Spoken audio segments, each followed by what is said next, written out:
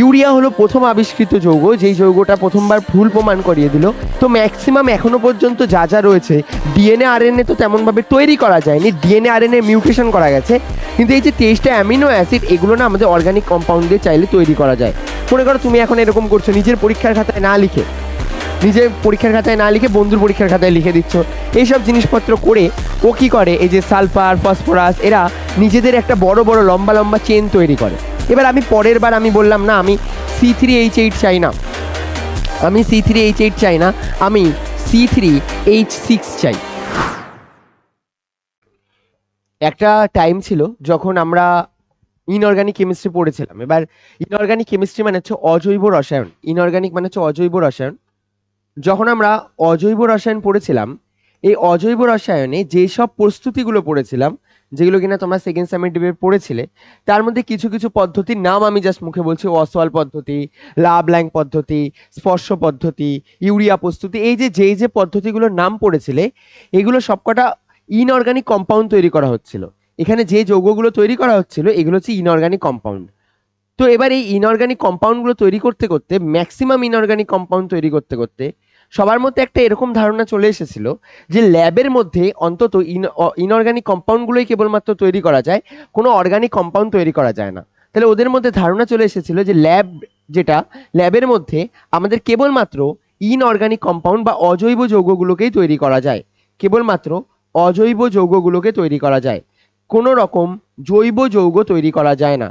ল্যাবের মধ্যে ওদের মনে হয়েছিল যে কোনো রকম জৈব যৌগ বা অর্গানিক কম্পাউন্ড যারা রয়েছে, তাদেরকে তৈরি করা যায় না, এরকম টাইপের ভেবেছিল। বাট তোমরা জানো, তোমরা আগেও পড়েছো, ইউরিয়া হলো প্রথম আবিষ্কৃত যৌগ, যেই যৌগটা প্রথমবার ভুল প্রমাণ করিয়ে দিল ইউরিয়া, যে না, একটা ল্যাবের মধ্যে আমরা, ইউরিয়া প্রমাণ করিয়ে দিল যে ল্যাবের মধ্যে আমাদের যে কোনো অর্গানিক কম্পাউন্ডও প্রস্তুত করা যেতে পারে। অ্যামোনিয়া যখন প্রস্তুত হয়েছিল অ্যামোনিয়াম কার্বনেট থেকে, তখন এটা অনেকটা জিনিস অনেকের কাছে শকিং ছিল। বিজ্ঞানী ভোলার সবার প্রথম এরকম টাইপের এই যে প্রথম যে এক্সপেরিমেন্ট করেছিল, সেই এক্সপেরিমেন্টের ফলে এটা করেছিল। এর ফলে না আরেকটা জিনিস হয়েছিল, সবাই না তখন একটা জিনিস ট্রাই করার চেষ্টা করছিল যে কোনোভাবে কি প্রাণের তৈরি করা যায়, মানে অর্গানিক কম্পাউন্ডের এত বড় রিসার্চ সবকিছু একটা জিনিসের উপরেই বেস করেছিল, যে সবার তখন থেকে একটা উদ্দেশ্য হলো যে আমরা কি কোনোভাবে কোনো একটা, যেমন ওই যে প্রাণী দেহে অবস্থান করে না ডিএনএ, আরএনএ, বিভিন্ন টাইপের নিউক্লিক অ্যাসিড, জানো তো যে, বা আমাদের হিউম্যান বডিতে সব থেকে বেশি টোটাল 23টা আমাদের অ্যামিনো অ্যাসিডের দরকার পড়ে যখন প্রোটিন তৈরি হয়। এই 23টা অ্যামিনো অ্যাসিড, বিভিন্ন টাইপের এই যে জিনিসগুলো রয়েছে, এই প্রোফাইলিংগুলো কি তৈরি করা যায়? তো ম্যাক্সিমাম এখনো পর্যন্ত যা যা রয়েছে, ডিএনএ আরএনএ তো তেমনভাবে তৈরি করা যায়নি, ডিএনএ আরএনএ মিউটেশন করা গেছে, কিন্তু এই যে 23টা অ্যামিনো অ্যাসিড, এগুলো না আমাদের অর্গানিক কম্পাউন্ড দিয়ে চাইলে তৈরি করা যায়, অর্গানিক কম্পাউন্ড তৈরি করা যায়। তো মানুষের মধ্যে যে ধারণা ছিল যে আর হয়তো কোনোভাবে আমাদের এই যে অর্গানিক কম্পাউন্ডগুলো রয়েছে, এই অর্গানিক কম্পাউন্ডগুলো হয়তো তৈরি করা যাবে না, এই ধারণা ভুল প্রমাণ হয়ে গেল যখন ইউরিয়া প্রস্তুত হলো। তারপর থেকে পরপর চলতে রয়েছে। এবার আমরা এই যে এই চ্যাপ্টারের মধ্যে সবার আগে যে জিনিসটা পড়তে হয়, যার কথা পড়তে হয় অর্গানিকের মধ্যে, তার নাম হচ্ছে আমাদের কার্বন। কার্বন।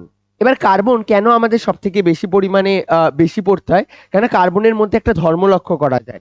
কার্বনের যে ধর্ম লক্ষ্য করা যায়, সেটা নামে তো আমি আসছি, বাট ওর ধর্মটা কি বলে আগে শুনে নাও। কার্বন অনেকটা এমন লোক যে কিনা সবার বন্ধু, মানে সবার সাথে বন্ধুত্ব করতে চায়, সবার সাথে বন্ধুত্ব করে, সবার সাথে বন্ধুত্ব করতে চায়। আর সবার সাথে বন্ধুত্ব করা মানেই বুঝতে পারছো, এ সবার সাথে স্টেবল থাকতে পারে। এ সবার সাথে কি থাকতে পারে? স্টেবল থাকতে পারে। সব থেকে বেশি স্টেবল তৈরি করে, স্টেবল যৌগ তৈরি করে। এবার এই যে ও সব থেকে বেশি স্টেবল যৌগ তৈরি করে, এর এই যে ধর্ম, এই ধর্মের নাম হচ্ছে ক্যাটিনেশন ধর্ম। এর এই যে ধর্ম, যেই ধর্মের জন্য ও সবার সাথে স্টেবল থাকে, সে স্টেবল থাকা ধর্মের নাম হচ্ছে ক্যাটিনেশন ধর্ম। তাই তোমাকে যদি বলে কার্বনের ক্যাটিনেশন ধর্ম বলতে কি বোঝায়, তাহলে তুমি বলবে কার্বনের ক্যাটিনেশন ধর্ম বলতে বোঝায় এমন এক ধর্ম যার জন্য ও সবার সাথে, বিভিন্ন মৌলের সাথে, বিভিন্ন যৌগের সাথে থেকে ও স্টেবল অবস্থা নিজের নিতে পারে। কথা বোঝা গেছে? তাহলে যে সব থেকে বেশি স্টেবল থাকে, এরকম টাইপের না আরো যৌগ রয়েছে। তুমি আগে মনে করে দেখো, সবাই আমরা পর্যায় সারণী কম বেশি পড়ে নিয়েছিলাম। পর্যায় সারণীর মধ্যে দুজনের নাম পড়েছিলাম, একজনের নাম ছিল ফসফরাস আর একজনের নাম ছিল সালফার। এই ফসফরাস আর সালফার, এদেরকে বলা হতো বহুরূপী মৌল। একটু মনে করে দেখো, এদেরকে বলা হতো বহুরূপী মৌল। এবার যখন আমাকে জিজ্ঞাসা করেছিলে যে এদেরকে কেন বহুরূপী মৌল বলে, আমি মানে বানামটা কি লিখলাম কে জানে, ভুল লিখতে পারি, বহুরূপী মৌল। এবার এই যে বহুরূপী মৌল তাদেরকে কেন বলতো, তার কারণ হচ্ছে এরা রাস্তাঘাটে যাদেরকে দেখতে পায়, যে কোনো টাইপের যৌগকে দেখতে পায়, সবার সাথে যৌগ গঠন তৈরি করে। পি আর এস সবার সাথে যৌগ গঠন করতে পারে, সবার সাথে যৌগ গঠন করে, সবার সাথে যৌগ গঠন করতে পারে, যৌগ গঠন করে। প্লাস আমাদের আরেকটা জিনিসের জন্য এদেরকে বহুরূপী মৌল বলা হয়, এরা না প্রচুর বহু বড় বড় পরিমাণে নেটওয়ার্ক তৈরি করতে পারে। মানে যেমন ধরো নর্মালি তুমি যে যৌগগুলোকে দেখবে, কম্পাউন্ডগুলো যেগুলো রয়েছে প্রকৃতিতে, তারা সবসময় না ছোট ছোট যৌগ তৈরি করে। যেমন ধরো তুমি যদি আমি তোমাকে এখন বলি যে হাইড্রোজেন হয়তো হাইড্রোজেনের পাশে ক্লোরিন যুক্ত করে ও নিজে হাইড্রোক্লোরিক অ্যাসিড তৈরি করতে পারে। কিন্তু এরকম টাইপের যৌগগুলো না অনেকটা নাম্বার পর্যন্ত যায়, মিন্স মনে করো যেমন SO8 পর্যন্ত যৌগ তৈরি করতে পারে। তার মানে অক্সিজেনের সাথে 8টা পর্যন্ত যৌগ তৈরি করতে পারে। হ্যাঁ, কিভাবে তৈরি করে? কমপ্লেক্স কম্পাউন্ড তৈরি করে, নিজেকে ভালো দেখিয়ে, নিজের কাছ থেকে কিছু জিনিস স্যাক্রিফাইস করে। মনে করো তুমি এখন এরকম করছো, নিজের পরীক্ষার খাতায় না লিখে বন্ধুর পরীক্ষার খাতায় লিখে দিচ্ছ। এইসব জিনিসপত্র করে ও কি করে, এই যে সালফার, ফসফরাস, এরা নিজেদের একটা বড় বড় লম্বা চেন তৈরি করে। এবার কিন্তু সবসময় তুমি জানো, যতই কেউ ভালো থাকার চেষ্টা করুক, যতই নিজেকে ভালো বোঝানোর চেষ্টা করুক, একজন না একজন পৃথিবীতে থাকবে যে কিনা বাস্তবেই ভালো, আর যে বাস্তবে ভালো তার নাম হচ্ছে গিয়ে কার্বন। এবার কার্বনের এই অ্যাডভান্টেজের কারণ হচ্ছে গিয়ে কার্বনের স্ট্রাকচার হচ্ছে গিয়ে, যখন আমরা একটা কার্বনের কথা বলি, এই কার্বন নিজের সাথে যে অ্যাঙ্গেলগুলো থাকে হাইড্রোজেনের সাথে, মাথায় রাখবে আমাদের এই যে কার্বনের যে স্ট্রাকচার, সেই কার্বনের স্ট্রাকচারের যে নাম, সেই কার্বনের স্ট্রাকচারের নাম হচ্ছে টেট্রাহেড্রাল স্ট্রাকচার। এবার আমি তোমাকে বলছি এখানে টেট্রাহেড্রাল স্ট্রাকচারের মানে কি। মানে মনে করো যদি কোনো একটা যৌগ রয়েছে, মনে করো আমি লেটসে একটা যৌগের নাম বললাম এক্স। এবার এই এক্স এর সাথে যে কিভাবে রিয়াকশন হবে, কোনো জিনিস কত ফাস্ট, কত প্রপারলি রিয়াকশন করতে পারবে, এটা 2-3টা ফ্যাক্টরের উপর ডিপেন্ড করে। একটা হচ্ছে গিয়ে এর কতটা কোনো জিনিসকে অ্যাট্রাক্ট করার প্রবণতা রয়েছে, কোনো একটা জিনিসের সাথে কত তাড়াতাড়ি মিশে যেতে পারে, এইসব জিনিসগুলো তো রয়েছেই। কিন্তু তার পাশাপাশি একটা বড় ফ্যাক্টর কাজ করে, অ্যান্ড দ্য ফ্যাক্টর ইজ এর আশপাশ বরাবর এর স্ট্রাকচারে কেমনভাবে এর গঠন আমরা আঁকছি, এর স্ট্রাকচার বরাবর এর কিভাবে আমরা গঠন আঁকছি। মানে এর একটা নির্দিষ্ট ওরিয়েন্টেশনের জন্য এর সব থেকে বেটারলি কাজ করতে পারে। আর এটা দেখা যায় যে কার্বনের জন্য হয় 109 ডিগ্রি 28 মিনিট। এই 28 মিনিটটাকে তোমরা জানো, অলরেডি ম্যাথে পড়ে নিয়েছো। যদি ম্যাথে তোমরা 28 মিনিটকে ক্লোজ টু যদি ওই 28/180 দিয়ে তোমরা ডিগ্রিতে নিয়ে যাওয়ার এইসব কথা ভাবো, এইসব জিনিসপত্র করতে গিয়ে দেখতে পাবে এটা এই কারণের জন্য 109.5 ডিগ্রিও লেখা থাকে অনেক বইতে। তো যেটা লেখা থাকবে এমসিকিউর জন্য খুব ইম্পর্টেন্ট, 109 ডিগ্রি 5 মিনিট, 109.5 ডিগ্রি। ঠিক আছে, তাহলে 109 ডিগ্রি 28 মিনিটও মনে রাখবে, আর 109.5 ডিগ্রিও মাথায় রাখবে। এরকম টাইপের এর যে স্ট্রাকচার, এই স্ট্রাকচারের জন্য বাইরে থেকে কেউ সহজে ওর সাথে যুক্ত হতে পারে। যেমন স্যার কার্বন ডাই অক্সাইডের ক্ষেত্রে যে কার্বন থাকে, তার ক্ষেত্রে কি অতটা না। সব থেকে বেশি বেটার রিয়াকশন হবে ওরিয়েন্টেশনের উপর ডিপেন্ড করে। মানে এই ওরিয়েন্টেশনটা অনেকটা এমন ভাবতে পারো যে যদি কোনো একটা যৌগ থাকে, কোনো একটা যেমন ধরো দরজা রয়েছে, সেই দরজা থেকে যাওয়ার প্রবণতা আসলো। এবার এই যে স্ট্রাকচারটা সব থেকে ফ্লেক্সিবল স্ট্রাকচার, এই কারণের জন্য যে কারো ঘরে ঢুকে যেতে পারে। এই জন্য এই যে কার্বন, এই কার্বনের প্রত্যেকটা যে আমাদের অ্যাঙ্গেল, এই অ্যাঙ্গেলের মধ্যে 109 ডিগ্রি যদি 28 মিনিটের স্ট্রাকচার থাকে, এটা one of the best structure. এবার আমি বলছি না যে সবার সাথে 109 ডিগ্রি 28 মিনিট তৈরি করবে। যেমন কার্বন ডাই অক্সাইড নিজে যখন এক্সিস্ট করে তখন কত ডিগ্রিতে এক্সিস্ট করে, 180 ডিগ্রিতে এক্সিস্ট করে, লিনিয়ার স্ট্রাকচার তৈরি করে। এর মানে এটা যে ওটা হয়তো বেটার স্ট্রাকচার না।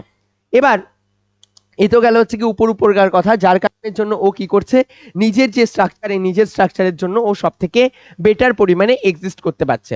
আর এই যে কার্বনের সব থেকে যদি বলো যে কে ওকে কখনো সাথ ছেড়ে চলে যাবে না, সব থেকে বেস্ট ফ্রেন্ডকে, এই বেস্ট ফ্রেন্ডের নাম হচ্ছে হাইড্রোজেন। মাথায় রাখবে এই কার্বনের সাথে অনেকেই যুক্ত হতে পারে, লাইক অক্সিজেন যুক্ত হতে পারে, নাইট্রোজেন যুক্ত হতে পারে, হাইড্রোজেন যুক্ত হতে পারে। ঠিক আছে, এরকম টাইপের বিভিন্ন কম্পাউন্ড যুক্ত হতে পারে। বাট তোমাকে যদি বলি এর সব থেকে বেস্ট ফ্রেন্ড কে, সব থেকে ভালো বন্ধুকে, এর সব থেকে ভালো বন্ধু হচ্ছে হাইড্রোজেন। এই কারণের জন্য আমরা যে অর্গানিক কেমিস্ট্রিতে যে যৌগগুলো পড়ি, তাদের সবার নাম দেওয়া হয় হাইড্রোকার্বন। কেন বোঝা গেল হাইড্রোকার্বন কেন নাম দেওয়া হয়? হাইড্রোকার্বন বলবে যে বিভিন্ন জায়গায় পড়তে পড়তে দেখবে এই চ্যাপ্টারগুলোর নাম লেখা রয়েছে হাইড্রোকার্বন। তার কারণ কার্বন আর হাইড্রোজেন সব থেকে বেশি এখানে বন্ধুত্ব রেখে দেয়, তাই এই কারণের জন্য এর নাম হয় হাইড্রোকার্বন। তাহলে হাইড্রোকার্বন মিন্স হচ্ছে গিয়ে হাইড্রোজেন আর কার্বনের মধ্যে যে বন্ডিং। এবার তোমরা সবাই জানো হাইড্রোজেনের নিজের একটাই মাত্র বন্ডিং থাকে, আর কার্বনের টোটাল 4টে বন্ডিং থাকে। হাইড্রোজেনের কটা বন্ডিং থাকে? একটা। হাইড্রোজেনের বন্ড থাকে একটা। আর আমি যদি বলি কার্বনের কথা, তাহলে তুমি বলবে কার্বনের টোটাল 4টে বন্ধন থাকে। এবার আমি তোমাকে একটা জিনিস এখানে বলছি, বলো। অরিত্র ডাকছে।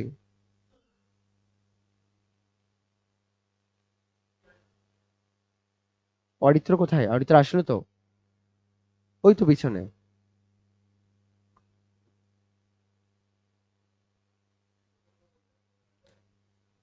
চলো এবার এদিকে দেখো, শোনো। আমরা এই যে কার্বনের কথা বললাম, এই কার্বনের টোটাল 4টে যে বাহু থাকে, এই বাহু সবসময় প্লেনে থাকে না। এবার এগুলোকে বোঝানোর জন্য আমি তোমাকে শেখাচ্ছি ইন ফিউচার যাতে অর্গানিকের ডেপথ অনেকটা স্ট্রং হয়। ক্লাস 11-এ তোমরা অনেকে অর্গানিক নেবে। এই যে কার্বন যেটা রয়েছে না, এই কার্বনের ক্ষেত্রে এই ছোট ছোট ছোট ছোট করে দেখবি এরকম বড় বড় বড় বড় দাগ দেওয়া থাকে যখন স্ট্রাকচার আঁকে। এই যে দাগটা দেখতে পাচ্ছ, এটা নির্দেশ করার চেষ্টা করছে, এটাকে নির্দেশ করার চেষ্টা করছে দূরে অবস্থান করছে। এটা কি নির্দেশ করছে? দূরে অবস্থান করছে। এবার একটা লাইন দেখবে দেওয়া থাকে, যে লাইনটা একদম এরকম ভাবে সলিড লাইন থাকে। সলিড লাইন থাকে এরকম ভাবে, একটা সলিড লাইন থাকে। এই সলিড লাইনটা রিপ্রেজেন্ট করার চেষ্টা করছে যেটা সব থেকে কাছে এক্সিস্ট করছে। আমি এখানে আঁকছি না কিছু আর। আর বাকি দুটো লাইন কি এক্সিস্ট করছে? প্লেনে। ভালোভাবে মাথায় রাখবে, শুনে নাও, আমি একটা জিনিস বলে দিচ্ছি। সবসময় দুটো জিনিস প্লেনেই থাকবে। মানে আমি জোর করে চাইলেও দুটো পয়েন্টকে উইদাউট প্লেন রাখতে পারবো না। ভালোভাবে বোঝো, ভালোভাবে। যদি আমি 4টে জিনিসকে রাখি, দুটো জিনিস মাস্ট নেসেসারি প্লেনেই থাকবে। এখানে 4জন রয়েছে, সবাই কত ডিগ্রি অ্যাঙ্গেল করে থাকবে? যদি মিথেন হয় 109 ডিগ্রি 28 মিনিট। এটা মনে করো মিথেন, আমি আগে থেকে এঁকে দিচ্ছি। হাইড্রোজেন হাইড্রোজেন হাইড্রোজেন হাইড্রোজেন, চিনতে পারছো এটার নাম কি হবে? CH4। CH4 মানে মিথেন। মিথেন। এবার ভালোভাবে মন দিয়ে শুনে নাও, এই যে মিথেনের দুটো দাগ অলওয়েজ কোথায় এক্সিস্ট করবে? প্লেনে এক্সিস্ট করবে। প্লেন মানে সমতলে এক্সিস্ট করবে। আর বাকি দুটো দাগ, একটা সামনে এক্সিস্ট করবে আর একটা পিছনে থাকছে। যেটা সামনের দিক বরাবর এক্সিস্ট করছে, এর মানে এই হচ্ছে কি, তোমাদের মনে করো যারা দেখতে পাচ্ছ, তো সামনের দিক বরাবর এই প্লেনের সাপেক্ষে বেরিয়ে রয়েছে। তো এই হলো গিয়ে এইভাবে আমাদের হাইড্রোজেন রয়েছে, এদিক বরাবর আমাদের হাইড্রোজেন এক্সিস্ট করছে। আর পেছনের দিকে দূরে আরেকজন এক্সিস্ট করবে, তার নাম হচ্ছে কি আমাদের আরেকটা হাইড্রোজেন। তো আমি যদি এরকম ডটেড লাইন দিয়ে পরবর্তীকালে কোথাও কেমিস্ট্রিতে এক্সিস্ট করছে কিছু দেখতে পাও, তার মানে ভাববে দূরে এক্সিস্ট করছে। আর যদি সামনে যদি একটা দেখো যে সলিড লাইন দিয়ে কিছু এক্সিস্ট করছে, তার মানে তোমার চোখের কাছাকাছি সব থেকে। আর বাকি দুজন যাদের লম্বা দাগ দেওয়া হচ্ছে, তারা প্লেনে এক্সিস্ট করছে। বাট আমরা যখন আঁকবো, আমরা এত কিছু ফলো করবো না, আমরা জাস্ট এই যে নর্মাল স্ট্রাকচার আঁকবো। বোঝা গেছে? এই হচ্ছে কি আমাদের টোটাল গেল হচ্ছে কি আমাদের হাইড্রোকার্বনের মধ্যে কি পড়তে হবে, কার্বনের স্ট্রাকচার কেমন হয়, কার্বনে এরকম এই যে স্পেশাল স্ট্রাকচার থাকে, এই স্পেশাল স্ট্রাকচারের জন্য ও সব থেকে বেশি কম্পাউন্ড তৈরি করতে পারে। আর ও এই কারণের জন্য সবার বন্ধু হয়ে যায়। কার্বন, নাইট্রোজেন, অক্সিজেন যা যা রয়েছে, কার্বন কি করে? বেশিরভাগ কম্পাউন্ডের সাথেই যৌগ তৈরি করতে পারে। এবার আমি আসবো এর পরের কথায়। এর পরের কথা হচ্ছে গিয়ে আমাদের এই যে জৈব যৌগগুলো, এই জৈব যৌগগুলোকে, এই যে হাইড্রোকার্বনগুলোকে, এদেরকে 3টে ক্যাটাগরিতে ভাগ করা হয়েছে। তো দুটো ক্যাটাগরি আগে বেসিক বলে নি। এক ধরনের ক্যাটাগরিকে বলা হয় সম্পৃক্ত হাইড্রোকার্বন, আর একটাকে বলা হয় অসম্পৃক্ত হাইড্রোকার্বন। এবার নাম কেন হয় স্যার এমন যে একটা সম্পৃক্ত আর একটা অসম্পৃক্ত? আমাকে আগে বলো, এই সম্পৃক্ত আর অসম্পৃক্ত ওয়ার্ডটা সবার প্রথম কোথায় পড়েছিলে? মনে পড়ে যাবে একবারে, দ্রবণে পড়েছিলে। সম্পৃক্ত আর অসম্পৃক্ত, এই যে হাইড্রোকার্বন, এইসব তো ছাড়ো, হাইড্রোকার্বন কথা না বলেও যদি বলি যে সম্পৃক্ত আর অসম্পৃক্ত যে বিষয়টা, একটা হচ্ছে গিয়ে স্যাচুরেটেড আর একটা হচ্ছে নন স্যাচুরেটেড, এই ওয়ার্ডটা তুমি কোথায় পড়েছিলে? বলে স্যার আমি দ্রবণের মধ্যে সবার আগে এই ধরনের লাইন শুনেছি। ওখানে আরেকটা জিনিসও পড়তে, দ্রবণে সম্পৃক্ত বাষ্প আর অসম্পৃক্ত বাষ্প, এদের মানে কি হয়? এদের মানে হয় যারা সহজে জলীয় দ্রবণের মধ্যে পুরোপুরি ঘুল মিলে যাবে তাদেরকে বলা হয় সম্পৃক্ত। আর যারা একটা দ্রবণের মধ্যে পুরোপুরি ঘুলে মিলে যেতে পারবে না, তাদেরকে আমাদের বলা হয় অসম্পৃক্ত। এবার তুমি ভাবো, যে সহজে সব জায়গায় গিয়ে ঘুলে মিলে যেতে পারে, তার মানে তার বন্ড অতটা বেশি স্ট্রং না, তার বন্ড উইক, এই কারণের জন্য ও বন্ড ব্রেক করে যায়। কিন্তু যার ক্যারেক্টার একদম স্ট্রং, তাহলে তার জন্য সে কেমন টাইপের হাইড্রোকার্বন হবে? অসম্পৃক্ত হাইড্রোকার্বন হবে। তাহলে মাথায় রাখবে, এখন থেকে যা সিঙ্গেল বন্ডওয়ালা জিনিস পাবে, যা দেখতে পাবে সিঙ্গেল বন্ডিংওয়ালা জিনিস, সিঙ্গেল বন্ড যেখানে দেখতে পাবে তারা সবাই সম্পৃক্ত হাইড্রোকার্বনের মধ্যে পড়বে। অর্থাৎ এক বন্ধন যেই জায়গাগুলোতে দেখতে পাবে, এক বন্ধন যেই জায়গাগুলোতে দেখতে পাবে তারা সবাই হলো সম্পৃক্ত হাইড্রোকার্বন। আর যেই জায়গাগুলোতে তুমি দ্বিবন্ধন দেখতে পাবে, যেসব জায়গাগুলোতে তুমি দ্বিবন্ধন দেখতে পাবে তারা সবাই অসম্পৃক্ত হাইড্রোকার্বনের মধ্যে পড়বে বা আনস্যাচুরেটেড হাইড্রোকার্বনের মধ্যে পড়বে। স্যার দ্বিবন্ধন শুধু না, দ্বিবন্ধন হতে পারে, ট্রিপল বন্ড হতে পারে। যদি মোর দেন ওয়ান বন্ধন হয় তাহলে তারা কেমন টাইপের হবে? অসম্পৃক্ত হাইড্রোকার্বন হবে। সম্পৃক্ত হাইড্রোকার্বন কারা? যারা ইজিলি ঘুল মিলে যেতে পারে, যারা ইজিলি বন্ড ব্রেক করতে পারে। আর সম্পৃক্ত হাইড্রোকার্বন, অসম্পৃক্ত হাইড্রোকার্বন কারা? যারা দ্বিবন্ধন ত্রিবন্ধন এরকম টাইপের গঠন করছে। কথা বোঝা গেল? তাহলে কাকে ব্রেক করা মুশকিল হবে? অসম্পৃক্তকে। তাহলে এখন থেকে যদি বলে অর্গানিকে দুটো কম্পাউন্ড কম্পেয়ার করতে দিয়ে যদি বলে কার ক্ষেত্রে স্ফুটনাঙ্ক বেশি হবে, কার ক্ষেত্রে গলনাঙ্ক বেশি হবে, এইসব জিনিস, তাহলে কোনো রকম ভাবে ভৌত ধর্ম পড়ারই দরকার নেই। তুমি ভৌত ধর্ম আলাদাভাবে পড়তে যাবে না, তুমি দেখবে ওর মধ্যে দ্বিবন্ধন রয়েছে নাকি। তো আমি একটু পরে পড়াবো, পড়ানোর পরে আমি কিন্তু আবার জিজ্ঞাসা করবো কার স্ফুটনাঙ্ক বেশি হবে, কার গলনাঙ্ক বেশি হবে। তো এটা ডিপেন্ড করছে কার বন্ডিং কত বেশি স্ট্রং। যার বন্ডিং যত বেশি স্ট্রং তার স্ফুটনাঙ্ক মানে কত তাড়াতাড়ি বাষ্প হয়ে যাবে, আর গলনাঙ্ক মানে কত তাড়াতাড়ি গলে যাবে, সেটা তো আরো বেশি হবে, তাই না? আর সবথেকে কম কার হবে? যারা একটা করে লুলা বন্ডিং নিয়ে রয়েছে। লুলা বন্ডিং মানে সিঙ্গেল বন্ডিং নিয়ে রয়েছে। এবার এদিক বরাবর শোনো, আমরা এই যে হাইড্রোকার্বন বললাম, এই হাইড্রোকার্বনের টোটাল 3টে ক্যাটাগরি হয়। এই হাইড্রোকার্বনের টোটাল 3টে ক্যাটাগরি হয়। একটাকে বলা হয় অ্যালকেন, একটাকে বলে অ্যালকেন, একটাকে বলে অ্যালকিন, অ্যালকেন, অ্যালকিন, আর আরেকটাকে বলে অ্যালকাইন। অ্যালকেন, অ্যালকিন আর অ্যালকাইন, অ্যালকাইন। সহজ ভাষায় বলতে গেলে এই অ্যালকেন, অ্যালকিন আর অ্যালকাইনের মানে হলো, অ্যালকেন, অ্যালকিন আর অ্যালকাইনের মানে হলো আমাদের, অ্যালকেন মানে হলো গিয়ে কার্বনের সাথে যা বন্ডিং এক্সিস্ট করবে সবাই সিঙ্গেল বন্ডিং এক্সিস্ট করবে। আর স্যার অ্যালকিন মানে, অ্যালকিন মানে কার্বনের কার্বনে ডবল বন্ডিং এক্সিস্ট করবে। তো আমি কার্বন কার্বন দিয়ে দেখাই, তাহলে সব থেকে তোমার সুবিধা হবে। কার্বন কার্বনে যদি সিঙ্গেল বন্ডিং এক্সিস্ট করে তাহলে তাকে বলা হয় অ্যালকেন। যদি কার্বন কার্বনে ডবল বন্ড এক্সিস্ট করে তাহলে তাকে বলা হয় অ্যালকিন। আর যদি কার্বন কার্বনে ট্রিপল বন্ড এক্সিস্ট করে তাহলে তাকে বলা হয় অ্যালকাইন।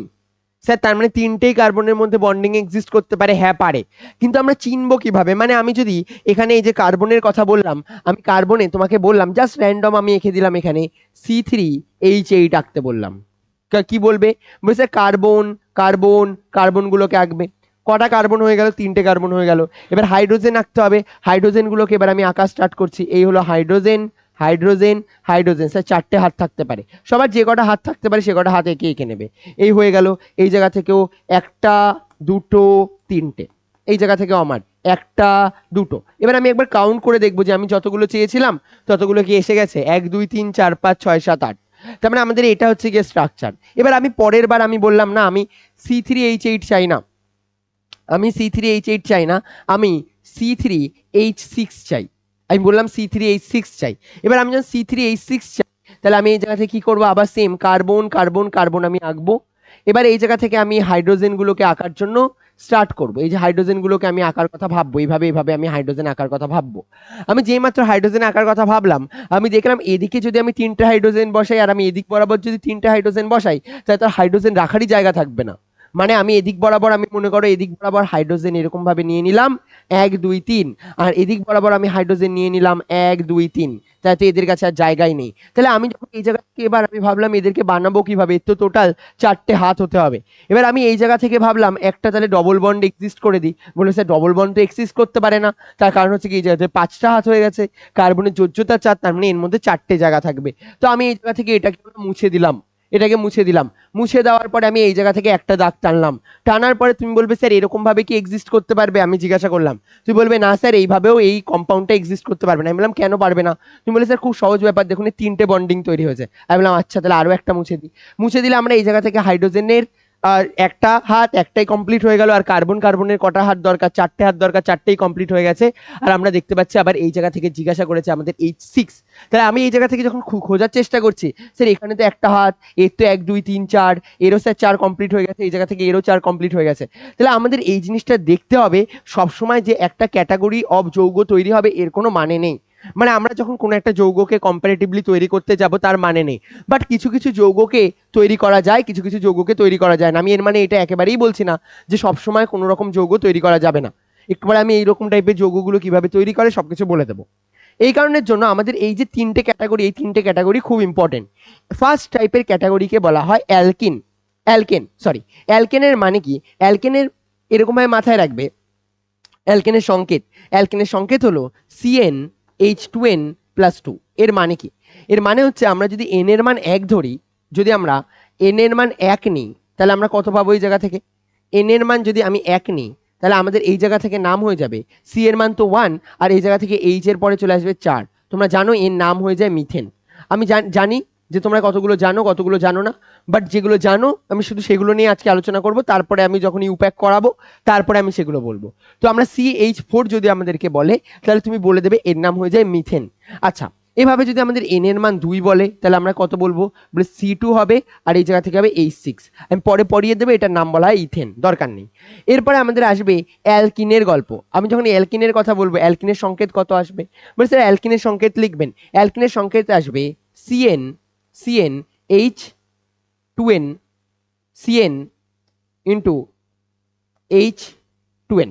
যদি আমরা Cn আর H2n লিখি, আমি যতদূর সম্ভব ঠিকঠাক লিখেছি, Cn এই জায়গা থেকে এটা হচ্ছে গিয়ে দুটো বন্ধন, এটা Cn আর H2n যদি আমরা লিখে নিই, তাহলে এদের মধ্যে কত বন্ডিং আসবে? ডবল বন্ড আসবে। আর যদি ডবল বন্ড আসে, তাহলে আমি যদি n এর মান আমরা এখান থেকে 1 বসাই, তাহলে কত হবে? বলে C1 আর H এর পাশে 2। তাহলে এই জায়গা থেকে আমাদের কেমন টাইপের যৌগ তৈরি হবে? CH2। বাট এরকম টাইপের যৌগ এক্সিস্ট হতে পারে না। তার মানে আমাদের এখানে একটা কন্ডিশন লিখতে হবে। কন্ডিশন কি? বলবে স্যার এখানে n এর মান কত হতে পারে না? 1 হতে পারে না। n এর মান 2 হতে পারে, হ্যাঁ 2 থেকে হতে পারে। n এর মান 2 লিখবো আমরা, তাহলে কত হবে বলো? C2H4। এই জিনিসটা একটা নাম আছে, যেটা কিনা আম পাকানোর কাজেও ব্যবহার করা হয়। নাম হচ্ছে ইথিলিন। নাম হচ্ছে ইথিলিন। কেমন হবে? অ্যালকিন না? অ্যালকিন মানে ইন, তাহলে আমাদের এই জায়গা থেকে আসবে ইথিলিন। ওকে, এবার এই যে স্যার এটার নাম ইথিলিন, এটা এঁকে দেখান।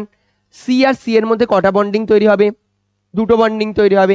কার্বন আর কার্বনের মধ্যে কটা বন্ডিং তৈরি হবে? দুটো বন্ডিং তৈরি হবে। এই আমি এঁকে দিলাম কার্বন আর কার্বনের মধ্যে দুটো বন্ডিং। তাহলে আমরা এই জায়গা থেকে বাকিগুলো যদি আঁকার কথা ভাবি, তাহলে আমি এই জায়গা থেকে এই একটা হাইড্রোজেন, এই একটা হাইড্রোজেন আমি টেনে দিলাম, আরো দুটো হাইড্রোজেন বাকি রয়েছে, এই একটা হাইড্রোজেন আর এই একটা হাইড্রোজেন এঁকে দিলাম।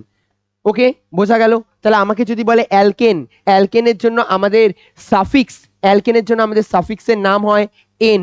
এখন থেকে যদি অ্যালকেন বলে ইএনই, বাংলায় লেখার থেকে সব জায়গায় যদি তুমি এগুলোকে ইংলিশে লেখো, তোমার জন্য সব থেকে বেশি সুবিধা হবে। যে কোনো অর্গানিক কম্পাউন্ড, যে কোনো ইউপ্যাক নামকরণ ইংলিশে লেখাটা অনেকটা বেশি বেটার। অ্যালকিন যদি আমি বলি ইনের কথা, মানে ইথিলিন এই জিনিসগুলো রয়েছে, এগুলোকে এমনিতে ইন বলা হয় বা আইএনই ইন বলা হয়। আর অ্যালকাইন মানে ওয়াইএনই বলা হয়। তার মানে আমরা আগের বার যে যৌগটা আঁকছিলাম, সেই যৌগটাতে ট্রিপল বন্ড ব্যবহার করার কোনো মানে হয় না। তাহলে আমাদের এখানে কেমন টাইপের যৌগ ব্যবহার করতে হবে বলো? ডবল বন্ড ইউজ করতে হবে। ডবল বন্ড ইউজ করতে হবে। এবার আমাকে বলো, আমি কিভাবে বুঝলাম যে এটাতে আমাদের ডবল বন্ড ইউজ করতে হবে? আমি এই পার্টে গিয়ে কিভাবে বুঝলাম যে এটার মধ্যে আমাদের ডবল বন্ড ইউজ করতে হবে বলো? আমি নিশ্চয়ই এই পার্টটা পড়ার পরে বুঝতে পারলাম। এই পার্টটা অ্যালকিন আর অ্যালকাইন পড়ার পরে বুঝতে পারলাম যে এই পার্টটা পড়ার পরে বুঝতে পারলাম, হ্যাঁ স্যার তার মানে আমি বুঝতে পারলাম যে যদি আমাদের অর্গানিক কম্পাউন্ডগুলোকে তৈরি করতে হয়, ডবল বন্ড হবে নাকি ট্রিপল বন্ড হবে, এটা এই ফর্মুলার উপরে বেস করে তৈরি হয়। তাহলে আমাদের কোথাও না কোথাও ব্যাক অফ দ্য মাইন্ডে এই জিনিসটা রাখতে হবে, যদি বেশি বেশি হাইড্রোজেন থাকে এর মানে সিঙ্গেল বন্ড, যদি কম কম হাইড্রোজেন থাকে তার মানে ডবল বন্ড বা ট্রিপল বন্ডের ক্যাটাগরিতে পড়বে। সবথেকে কম হাইড্রোজেন তার মানে অ্যালকাইন। যেমন আমরা অ্যালকাইনের যদি কথা বলি, তাহলে এর সংকেত কি হবে? Cn into H2n-2। এবার আমি তোমাকে যদি বলি এই জায়গা থেকে একে দেখাও একের জন্য, বলবে একের জন্য কোনো মানে হবে না। চলো এবার আমি জিজ্ঞেস করলাম 2 এর জন্য একে দেখাও, তাহলে তুমি 2 এর জন্য আবার আঁকা শুরু করবে। তাহলে n এর মান নট ইজ ইকুয়ালস টু 1। এবার আমি বললাম তাহলে n এর মান 2 লেখো, তুমি n এর মান 2 লিখলে কি বলবে? C2 into H2। তাহলে এটা কার জন্য আসলে? n এর মান 2 এর জন্য। এটা হচ্ছে একদম বেসিক অ্যালকাইন, মানে একদম ফার্স্ট লেভেলের অ্যালকাইন। ঠিক আছে, এবার আমি বললাম এর স্ট্রাকচার আঁকো, বলবে স্যার স্ট্রাকচার আঁকাটা একদমই ইজি। সি আর সি এর মধ্যে থাকবে 3টে বন্ড, আর এই জায়গা থেকে হাইড্রোজেনের সাথে থাকবে একটা বন্ড, আর এই জায়গা থেকে হাইড্রোজেনের সাথে থাকবে একটা বন্ড। বলো বোঝা গেল? বোঝা গেল অ্যালকিন অ্যালকেন আর অ্যালকাইন, অ্যালকেন অ্যালকিন আর অ্যালকাইন বোঝা গেছে। এবার আমরা এর পরের পার্টে আমি কতগুলো যৌগকে আঁকতে দেব, তুমি শুধু বলবে কতগুলো নাম বলবো, তুমি শুধু এটুকু বলবে যে ওটা কার ক্যাটাগরির মধ্যে পড়ছে, ঠিক আছে? আমি তারপরে মিথ হিথ প্রোপ বিউট এগুলো তো পরে বলছি, তার আগে আমাকে শুধুমাত্র বলবে কোনটা অ্যালকেন কোনটা অ্যালকিন আর কোনটা অ্যালকাইন। কিভাবে বলবে? এই ফর্মুলা দেখে বলবে। তাহলে একবার নিজের মাইন্ডে একদম এটা নিজের মাইন্ডে একদম নিয়ে নাও, যদি স্যার সিএন H2n+2 থাকে, সিএন ইন্টু H2n+2 থাকে তাহলে অ্যালকেন, যদি স্যার সিএন ইন্টু H2n থাকে, সবচেয়ে সোজা কাকে চেনা? অ্যালকিনকে চেনা। অ্যালকিন চেনা একদম ইজি, যদি একই রকম থাকে, যদি এটাতেও যা আছে তার ডবল, মানে বুঝতে পারছি এটা 3 এটায় 6 এটায় 4 এটায় 8, তাহলে অ্যালকিনের ক্যাটাগরির মধ্যে পড়ে যাবে। আর অ্যালকাইন কিভাবে চিনবো? যদি দেখি আমাদের এটা, তাহলে এই সবার আগে কিভাবে জাজ করবে বোঝো ভালোভাবে, সবার আগে চেক করে দেখবে এটা অ্যালকিন কিনা। কি বললাম? এটা অ্যালকিন কিনা, মানে যদি 4 আর 8 থাকে তাহলে অ্যালকিন, যদি 6 আর 12 থাকে তাহলে অ্যালকিন, আর নয়তো অ্যালকিন না। ক্লিয়ার? এবার আসবে হচ্ছে গিয়ে দেখবে তাহলে কি স্যার অ্যালকিন তো না, বুঝতে পারলাম, এবার এটা অ্যালকাইনের ক্যাটাগরিতে যাবে না অ্যালকেনের ক্যাটাগরিতে যাবে, কিভাবে বুঝবো? হাইড্রোজেন যদি বেশি হয়ে যায়, যদি দেখি 2 আর ওদিক বরাবর রয়েছে 6, তাহলে কার ক্যাটাগরির মধ্যে চলে যাওয়ার চান্স রয়েছে? অ্যালকেন। আর এরকম যদি দেখি যে একদিক বরাবর রয়েছে 4 আর একদিক বরাবর রয়েছে 6, তার মানে 4 দুগুণে 8-এর থেকে কম রয়েছে, তার মানে অ্যালকাইনের ক্যাটাগরিতে পড়ে যাবে। বোঝা গেল? চলো আমি কতগুলো যৌগের নাম বলছি, কম্পাউন্ডের নাম বলছি, সেই কম্পাউন্ডগুলোকে করবে। পরে তো আমি মিথ ওই যেগুলো রয়েছে ইথ এগুলো করানোর পরে আমি আবার বলে দেবো যে কিভাবে কি যৌগগুলোকে আঁকবে। চলো ফটাফট এই জিনিসগুলোকে বলো।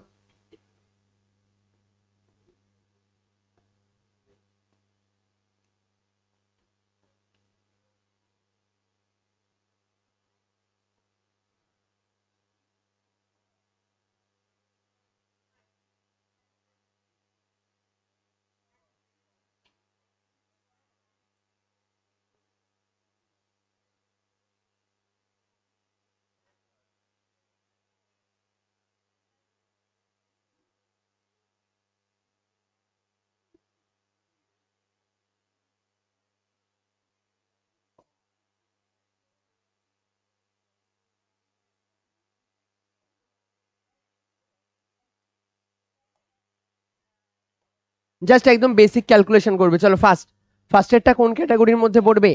অ্যালকিন। দ্বিতীয়টা? দ্বিতীয়টা অ্যালকেন। দ্বিগুণের থেকে বেশি হাইড্রোজেন আছে, হাইড্রোজেন কার বেশি থাকবে? অ্যালকেনের না অ্যালকাইনের? অ্যালকেনের। অ্যালকেনের বেশি হাইড্রোজেন থাকবে, HN+2 আর এখানে -2, তাহলে হাইড্রোজেন কার বেশি? প্লাস কার? প্লাস কার? অ্যালকেনের। আর মাইনাস কার? অ্যালকাইনের।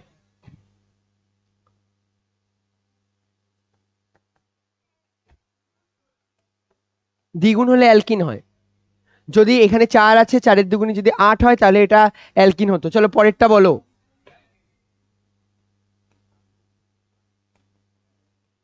তারপরেরটা বলো।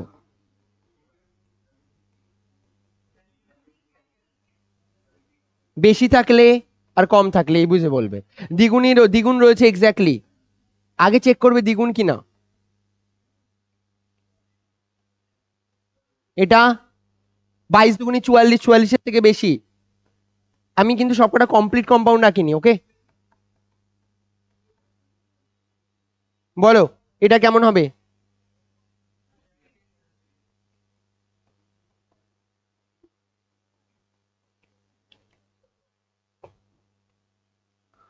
বোঝা গেছে?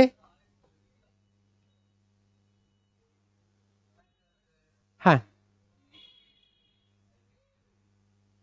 CH, বলো কোনটা? হ্যাঁ এটা। আমি বললাম না কমপ্লিট কম্পাউন্ড রাখিনি, মানে আমি এই নাম্বার ফিক্স রেখে আঁকিনি।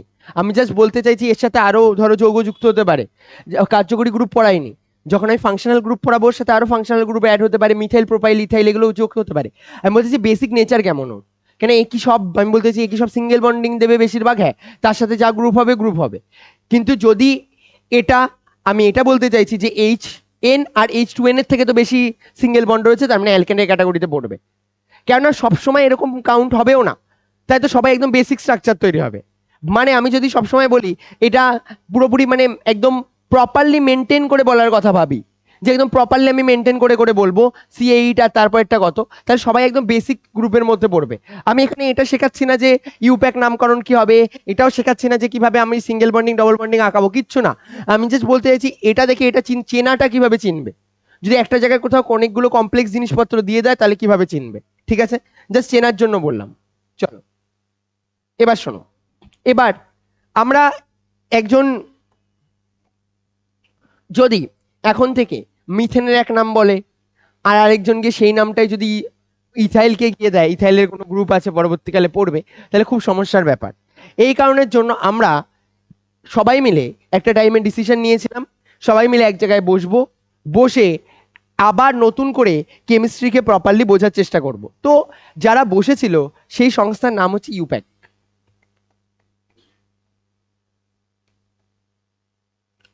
এই ইউপ্যাক সংস্থা থেকে ওরা ডিসিশন নিল যে আমরা সবাই মিলে একটা কেমিস্ট্রিতে, এই যে ইনঅর্গানিক কেমিস্ট্রিতে যেমন আমরা নাম হয় প্রত্যেকটা জিনিসের, তার তুলনায় অর্গানিক কেমিস্ট্রিতে অনেক অনেক অনেক যৌগ তৈরি হতে পারে। এবার স্যার কত যৌগ তৈরি হতে পারে? প্রচুর যৌগ তৈরি হতে পারে, কয়েকশো কোটি যৌগ তৈরি করা যায় আমাদের এই জৈব যৌগ। পৃথিবীতে সব থেকে বেশি পরিমাণে যৌগ হচ্ছে গিয়ে আমাদের জৈব যৌগ। মনে করো শুধু কার্বন, পরপর পরপর পরপর পরপর কার্বন প্রচুর এক্সিস্ট করতে পারে, 10,000 12,000 কার্বন পরপর এক্সিস্ট করতে পারে। এই 10,000 12,000 কার্বনের মধ্যে যদি একটা কার্বনের একটা কোনো জায়গায় হাইড্রোজেনের জায়গায় অক্সিজেন চলে যায়, তাহলে ওর নামই পুরোপুরি চেঞ্জ হয়ে যাবে। তার মানে আমরা যেমনভাবে ইনঅর্গানিক কম্পাউন্ডগুলো পড়ার সময় কেন আমাদের ইনঅর্গানিক কম্পাউন্ড কঠিন লাগতো, তার কারণ প্রত্যেকের আলাদা আলাদা আলাদা নাম, আলাদা আলাদাভাবে বুঝতে হতো। তো এই কারণের জন্য ওদের নাম একদম সিম্পল রাখার জন্য সবাই মিলে এক জায়গায় আসলো, এসে বলল যে আমরা এখন থেকে সবাই মিলে একটা জায়গায় একত্রিত হয়ে একটা রুলস বানাই কিভাবে আমরা এর নামকরণ করব। আর এই জন্য ইউপ্যাকের পুরো নাম ছিল, ইউপ্যাকের নাম অনেক সময় পরীক্ষায় জিজ্ঞাসা করে, international international union of pure and applied chemistry, pure and applied chemistry. এরাই একদম ফাইনাল ডিসিশন নেয় যে কোনো যৌগের ইউপ্যাক নামকরণ কি হবে। আজকে ক্লাসের মধ্যে আমি তোমাদের যৌগ লেখা একটাও শেখাবো না, একটাও যৌগ লেখা শেখাবো না। আমি আজকে ক্লাসের মধ্যে শুধু দুটো জিনিস পড়াবো, যে এরা কারা কারা হয়, কি কি ওরা বলেছিল কম বেশি, ঠিক আছে, শুধুমাত্র সেই জিনিসগুলোকে বলবো। পরের ক্লাসে শুধুমাত্র টেনে ইউপ্যাক নামকরণই লিখবো। পরের ক্লাস আমরা প্রায় 100টার কাছাকাছি ইউপ্যাক নামকরণ লিখে ফেলবো, শুধুমাত্র ইউপ্যাক নামকরণের উপরেই পরের ক্লাস হবে। আজকের ক্লাসের মধ্যে শুধুমাত্র ফোকাস হবে ওরা বসে বসে কি কি বলছিল। ওরা বলল যদি কার্বনের নাম্বার একটা হয় তাহলে তার নাম হবে মিথ, যদি কার্বনের নাম্বার 2 হয় তাহলে তার নাম হবে ইথ, যদি কার্বনের নাম্বার 3 হয় তাহলে তার নাম হবে প্রোপ, যদি কার্বনের নাম্বার 4 হয় তাহলে তার নাম হবে বিউট, কার্বনের নাম্বার যদি 5 হয় তাহলে তার নাম হবে পেন্ট, কার্বনের নাম্বার যদি 6 হয় তাহলে তার নাম হবে হেক্স, কার্বনের নাম্বার যদি 7 হয় তাহলে তার নাম হবে হেপ্ট, কার্বনের নাম্বার যদি 8 হয় তাহলে তার নাম হবে অক্ট, কার্বনের নাম্বার যদি 9 হয় তাহলে তার নাম হবে নন, আর কার্বনের নাম্বার যদি 10 হয় তাহলে তার নাম হবে ডেক। ঠিক আছে, এরকম টাইপের নামকরণ করা হয়। এবার তোদের প্রথম কটাই শুধুমাত্র বেশিরভাগ ক্ষেত্রে দরকার পড়ে, ম্যাক্সিমাম পর্যন্ত দরকার পড়লেও হেক্স পর্যন্ত দরকার পড়বে, তারপরে এগুলো আসে না। বাট আমরা যখন আঁকবো টাকবো তখন হয়তো কয়েকটা এক্সট্রা এঁকে নেবো। এবার আমাকে এই জিনিসটা বলতো, এদিকে তাকা, কার্বন, আমি এখানে কতগুলো কার্বনের জিনিস আঁকছি ভালোভাবে বোঝ। এখানে কার্বন নিলাম, এখানে কার্বন নিলাম, এখানে কার্বন নিলাম, এখানে কার্বন নিলাম, এখানে কার্বন নিলাম, আর এখানে কার্বন নিলাম। বল কটা কার্বন হয়েছে? 6টা কার্বন হয়েছে। এবার আমি তোকে বললাম এদের মধ্যে না প্রপারলি বন্ডিং টন্ডিং তৈরি করে দিচ্ছি, ভালোভাবে দেখ। Carbon carbon carbon carbon carbon carbon, এভাবে সবার মধ্যে বন্ডিং তৈরি করে দিলাম, করে দিয়ে আমি যদি এদের সবাইকে সিঙ্গেল বন্ডিং দিয়ে দিতাম, সবাইকে যদি সিঙ্গেল বন্ডিং দিয়ে দিতাম তাহলে তার নাম হতো সাইক্লোহেক্সেন। কি বলতাম? সাইক্লোহেক্সেন। সবাইকে যদি সিঙ্গেল বন্ড করে দিতাম, এ অতটা গুরুত্বপূর্ণ না। সাইক্লোহেক্সেন তাহলে কাদের বলে? সবার সব কার্বনের মধ্যে একটা বন্ধন, আর এই কার্বনগুলোর সাথে তাহলে কটা করে হাত পড়ে থাকবে? দুটো করে না? আর এই দুটো করে হাতে আমি যদি ওদেরকে বলতাম নে দুটো করে হাইড্রোজেন, একেও কি বলতাম নে দুটো করে হাইড্রোজেন, একেও কি বলতাম নে দুটো করে হাইড্রোজেন, সবাইকে যদি দুটো করে হাইড্রোজেন দিয়ে দিতাম তাহলে তার নাম কি হতো? সাইক্লোহেক্সেন। সাইক্লো কম্পাউন্ড তাদের বলে যারা এরকম ভাবে না বন্ধন গঠন করে দেয়, আটকে যায়, তাহলে তাদেরকে কি কম্পাউন্ড বলে?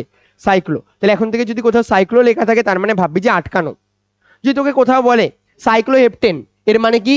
এরা আটকানো অবস্থাতে রয়েছে। সাইক্লো শব্দের অর্থ হচ্ছে আটকানো অবস্থায় থাকলে, সাইক্লিক অবস্থায় থাকলে। সাইক্লোবিউটেন মানে চারটে কার্বন এভাবে আটকানো অবস্থাতে রয়েছে। বোঝা গেছে? এভাবে আটকানো অবস্থাতে রয়েছে, এই জিনিসটাকে বলা হয় সাইক্লো।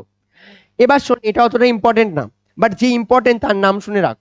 যে ইম্পর্টেন্ট, আমরা এই কার্বনগুলোর সাথে হাইড্রোজেনকে কোনোদিন আমি বলেছি না ছাড়বি না, হাইড্রোজেনগুলো থাকুক, তা বাদে এবার দেখ বন্ধন তৈরি করার কথা ভাবছি। বল এই কার্বনের বন্ধন কমপ্লিট হলো? হ্যাঁ না উত্তর দে। হয়ে গেছে। তার কারণ কি? কার্বনে কটা হাত হয়ে গেছে? 1 2 3, আর আরেকটা হাতে আমি কি দিয়ে দিয়েছি ওর বন্ধু? হাইড্রোজেন। চল এবার বল এই কার্বনের কটা হাত হয়েছে? 1 2 3, তাহলে এখানে আরেকটা আমি হাইড্রোজেন দিয়ে দিলাম। আবার দেখ এর কাছে চলে এসেছে, এর কটা হাত হয়েছে? দুটো, তো আমি আরেকটা বাড়িয়ে দিলাম, অসুবিধা নেই। আমি এই জায়গা থেকে যদি বাড়িয়ে দিই, এবার বল এর কটা হাত হয়েছে? 1 2 3, তাহলে এই জায়গা থেকে আরেকটা কটা হাত পড়ে থাকবে? 4 জন হবে তো, তাহলে আরেকজনের নাম হবে হাইড্রোজেন। আবার এই জায়গা থেকে 1 2 3, 1 2 3, তাহলে আরো একটা হাত পড়ে থাকবে, এর নাম কি আসবে বল? হাইড্রোজেন। তাহলে এই হচ্ছে কি আমাদের 4। আবার এই জায়গায় কাউন্ট করার যখন আমরা প্রচেষ্টা চালালাম তখন আমরা কি দেখতে পাবো? এই জায়গা থেকে 1, তাই আমি এখানে আবার একটা হাত দিয়ে দিলাম। এবার কাউন্ট করে দেখ 1 2 3, এর সাথে একটা হাইড্রোজেন দিয়ে দিলাম, 1 2 3, এর সাথে একটা হাইড্রোজেন দিয়ে দিলাম। এর একটা সুন্দর নাম আছে, এর নাম হচ্ছে বেনজিন। পরবর্তীকালে তোরা যখন ক্লাস 11-এ পড়বি তখন এই যে একটা একটা একটা করে গ্যাপে আমি পরের বার এঁকে দিচ্ছি, তোদের বইতে দেখবি এভাবে আঁকা থাকে, এই জায়গায় সবভাবে এভাবে আঁকবি।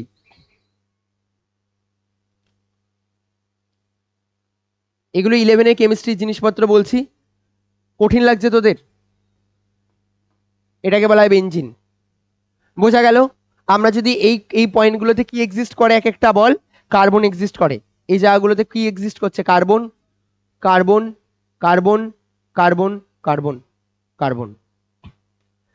এর ফর্মুলা হয় C6H6, C6H6। বল এই কার ক্যাটাগরির মধ্যে পড়ছে? তাহলে কার ক্যাটাগরির মধ্যে পড়ছে? এগুলো দেখে বলা যাবে না, ওকে? এগুলো দেখে বোঝা যাবে না, কেননা এর দেখ কোথাও ট্রিপল বন্ড আছে, কোথাও ট্রিপল বন্ড নেই। তো সাইক্লোহেক্সিনের ক্ষেত্রে অ্যালকিন অ্যালকিন অ্যালকাইন এসব ক্যাটাগরি ভাঙতে যাবি না, ওকে?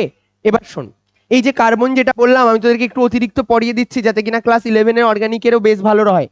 এই যে এখানে যে যারা ডবল বন্ড যেগুলোতে রয়েছে, এই দেখতে পাচ্ছিস না ডবল বন্ড, এই ডবল বন্ডের মধ্যে একটা বন্ডের নাম হয় সিগমা বন্ড, আর একটা বন্ডের নাম হয় পাই বন্ড। একটা বন্ডের নাম হয় পাই বন্ড, পাই দিয়ে লেখা হয় পাই বন্ড, আর সিগমা না এটা চিহ্ন হয়, শুনে রাখ, এটাকে বলে সিগমা, সিগমা বন্ড। কথা বোঝা গেল? এটার নাম হয় সিগমা বন্ড, ঠিক আছে? শোন, সবাই না সিগমা হতে চায় জীবনে, মানে সব যৌগই নিজেকে সিগমা ভাবতে চায়, কিন্তু সবার কাছে সিগমা বন্ড থাকে সবার কাছে, কিন্তু সেই সিগমা হবে যার কাছে পাই বন্ড থাকবে, মানে বুঝতে পারলি? সেই স্ট্রং হবে যার কাছে পাই বন্ড থাকবে। তাহলে এদিকে শোন, তোকে আমি বললাম 3টে বন্ডিং আছে কারো, ভালোভাবে বোঝ, কারো কাছে 3টে বন্ডিং আছে। তার মানে এই যে একটা বন্ধন যেটা প্রথমবার ইউজ করবি, এই বন্ধনটা হচ্ছে আমাদের, এই বন্ধনটা হচ্ছে আমাদের সিগমা বন্ড, কেন? ওরও ইচ্ছা ও সিগমা হবে, বাট সেই সিগমা হতে পারবে যার কাছে এরকম টাইপের পাই বন্ড আছে। তাহলে বল কোনোদিন অ্যালকেন অ্যালকেন কোনোদিন সিগমা হতে পারবে না, কেন? অ্যালকেনের সব বন্ড কেমন? Single bond. আর যারা ডবল বন্ড বা ট্রিপল বন্ড এক্সিস্ট করে তাদের কাছে পাই বন্ড আছে, আর যার কাছে পাই বন্ড আছে সে এক্সিস্ট করতে পারবে। বোঝা গেছে? এই হচ্ছে গিয়ে ব্যাপার। এটার নাম হয় বেনজিন। পরবর্তীকালে বেনজিনের পুরো রিয়াকশন পড়তে থাকবে। এবার শোন, এই যে জিনিসটাকে দেখতে পাচ্ছিস না, এই জিনিসটা, এই যে এরকম টাইপের জিনিসকে অনেক সময় বইয়ের মধ্যে দেখবি এভাবে আঁকা থাকে, এরকম এরকম এরকম আটকে দেয়। এরকম ভাবে আটকে দেয়, দেওয়ার পরে মাঝখানে এরকম ভাবে গোল্লা দিয়ে দেয়, মানে একই ব্যাপার। তোকে যদি এরকম মাঝখানে গোল্লা দিয়ে দেয় তার মানে তুই বুঝতে পারবি যে বেঞ্জিনি এঁকেছে। আর বোঝা গেল, আর যদি মাঝখানে গোল্লা না দেওয়া থাকে তার মানে ভাববি এখানে সাইক্লোহেক্সেন এঁকেছে। কি বললাম বোঝা গেল? এক, গোল্লা দেওয়া থাকবে, আর নয় গোল্লা দেওয়া থাকবে না। গোল্লা না দেওয়া মানে সাইক্লোহেক্সেন, আর গোল্লা দেওয়া থাকা মানে বেঞ্জিন। পরবর্তীকালে তোদের এগুলো সবার রিয়াকশন পড়তে হবে, রিয়াকশন আঁকতে হবে যে কি কি হয়। এবার আমরা এর পরের পার্টে চলে আসি, যেখানে কিনা আমরা বলছিলাম ওই যে মিথ প্রিপ মিথ এইসব জিনিসপত্র বলছিলাম। তাহলে কোথাও যদি এখন থেকে হাইড্রোজেনে একজনকে দেখিস তাহলে তাদেরকে নাম দিবি হচ্ছে গিয়ে মিথের সাহায্যে। যদি কোথাও দেখিস দুজন তাহলে তার নাম দিবি ইথের সাপেক্ষে। কোথাও যদি তুই দেখতে পাস যে অন্য কোনো কিছু রয়েছে তাহলে সেগুলো। তো আমরা না পরপর পরপর যৌগগুলোকে বলছি আর সেগুলো নাম বলার চেষ্টা কর। সবার আগে বল CH4। CH4 কি নাম হবে? মিথেন। ধীরে ধীরে, কোনো তাড়াহুড়ো করার দরকার নেই, দরকার হলে ব্রেক করে নিবি। মিথেন। চল, সিঙ্গেল বন্ধনযুক্ত আরেকটা যৌগ, এরপরে কি হবে? C2 নিলে এখানে কত আসবে? H6, তাহলে এর নাম কি আসবে? ইথেন। মিথেনের পরে এর নাম কি আসবে? ইথেন। চল, C3H8, তাহলে এর নাম কেমন আসবে? প্রোপেন। সব অ্যালকেন। এরপরে C4H10, এর নাম আসবে বিউটেন। এরপরে C5H12 কি আসবে? পেন্টেন। পেন্টেন। ওকে, চল, C6H14 কেমন আসবে? হেক্সেন। কথা বোঝা গেল? এবার শোন, যদি তোকে আমি বলি ডাইরেক্ট CH2 কোনো কম্পাউন্ড তৈরি করতে পারবে? পারবে না। তার কারণ কি? সবার আগে প্রথম শর্ত হচ্ছে কার্বনের 4টে হাত পূরণ করতে হবে, ঠিক আছে? আর হাইড্রোজেনের একটা হাতই থাকবে, তাহলেই পসিবল। C2H4 দ্বিগুণ করা, বল তাহলে কি নাম হবে? অ্যালকিনের ক্যাটাগরিতে পড়ছে, এই অ্যালকিনটার নাম কি হবে? ইথিলিন। ওকে, ইথিলিন।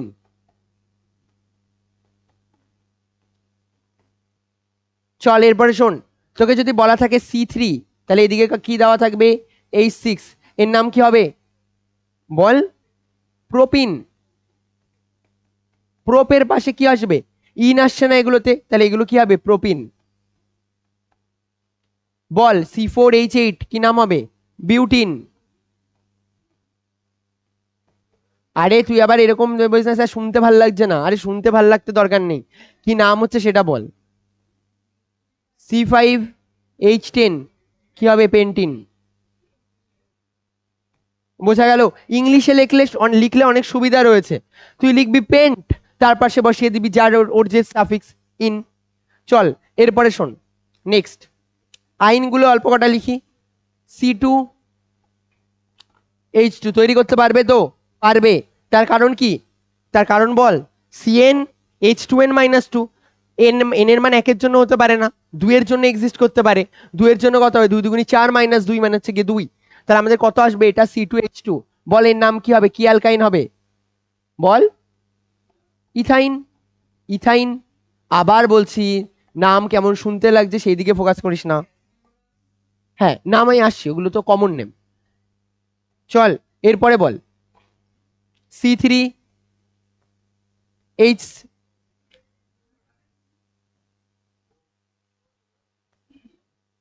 বল এর নাম কি হবে? প্রোপাইন। আমরা লিখতে হবে এগুলো, তারপর একটা বিউটাইন। এভাবে শুধু কি করবি? দ্বিগুণ করবি আর এক কমাবি। তারপরটা নাম, আমি নাম লিখছি না, বল তারপরটা কত লিখবো? C4, তাহলে 4 দুগুণী 8, 8-এর থেকে কত বাদ যাবে? 2 বাদ যাবে, তাহলে 6। তারপরটা C5, 5 দুগুণী 10, 10-এর থেকে 2 বাদ যাবে 8। কথা বোঝা গেছে? বোঝা গেছে এগুলো আমি কি বলতে চাইছি এগুলো? এবার শোন, অনেকগুলো যৌগ হয় যাদের কিনা না অনেক সময় কমন নাম হয়। যেমন তোরা এখানে এটা দেখতে পাচ্ছিস, যাকে আমি ইথাইন নাম দিয়েছি, এর আরেকটা নাম হয় অ্যাসিডিলিন। ওকে, মানে মার্কেটে যখন যাবি ভালোভাবে বোঝ, কিছু কিছু জিনিস না প্রচুর পরিমাণে বিক্রি হয়, প্রচুর পরিমাণে দরকার পড়ে। এবার যে মনে কর ল্যাবের দোকান খুলে বসে রয়েছে, বা নর্মালি মনে কর যে কিনা এত ইউপ্যাক নামকরণ টামকরণ পড়েনি, তা সে তো আর এত শিক্ষিত না যে বসে বসে ইউপ্যাক নামকরণ ক্যালকুলেশন করবে। তুই ডাইক্লোরো ফাইক্লোরো বলে যাচ্ছিস, আমি পরে বলবো যে এগুলোর মানে কি। তুই যখন এগুলো বসাচ্ছিস তখন তুই কি হবে? ও তো কনফিউজ হয়ে যাবে যে এগুলো কি কথাবার্তা বলছে। কি বললাম বোঝা গেল? ও কি টাইপের কথাবার্তা বলছে সেই জিনিসগুলোই বুঝতে পারবে না। তাই তোর ভাষা যাতে বুঝতে পারে, আর যেগুলো কমন যৌগগুলো তাদের কিছু কমন নাম থাকে। যেমন এটার কমন নাম এই যে যেটা ইথাইন, এগুলো মার্কেটে বিক্রি হয় অ্যাসিটিলিন নামে। এরপরে যখন আমি আরো কার্যকরী গ্রুপ পড়াবো, এখনই অল্প অল্প বলে দেবো, এই কার্যকরী গ্রুপ পড়ানোর পরে তুই এটা বুঝতে পারবি যে কার্যকরী গ্রুপের যারা রয়েছে তাদের সবারই নাম আছে, সবারই নাম মার্কেটে অন্য একটা নামে বিক্রি হয়ে যায়। ঠিক আছে, বোঝা গেল? কেন সবসময় না ওর বেসিক নেচার দিয়ে বোঝানো যায় না। তো আমি তোকে একটু একটু বলছি কার্যকরী গ্রুপ মানে কি। আমি কিন্তু ইউপ্যাক নামকরণে আজকে ঢুকবো না, আমি তোকে আগেও বলেছি।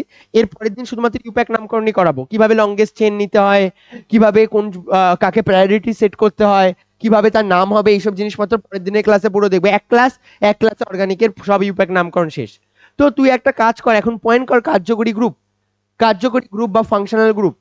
শোন ভালোভাবে, ক্লাস 8-এর যারা বাচ্চা রয়েছে তাদের পুরোপুরি ফোকাস থাকবে, তারা পরিবেশ বলে বইটাই পড়বে।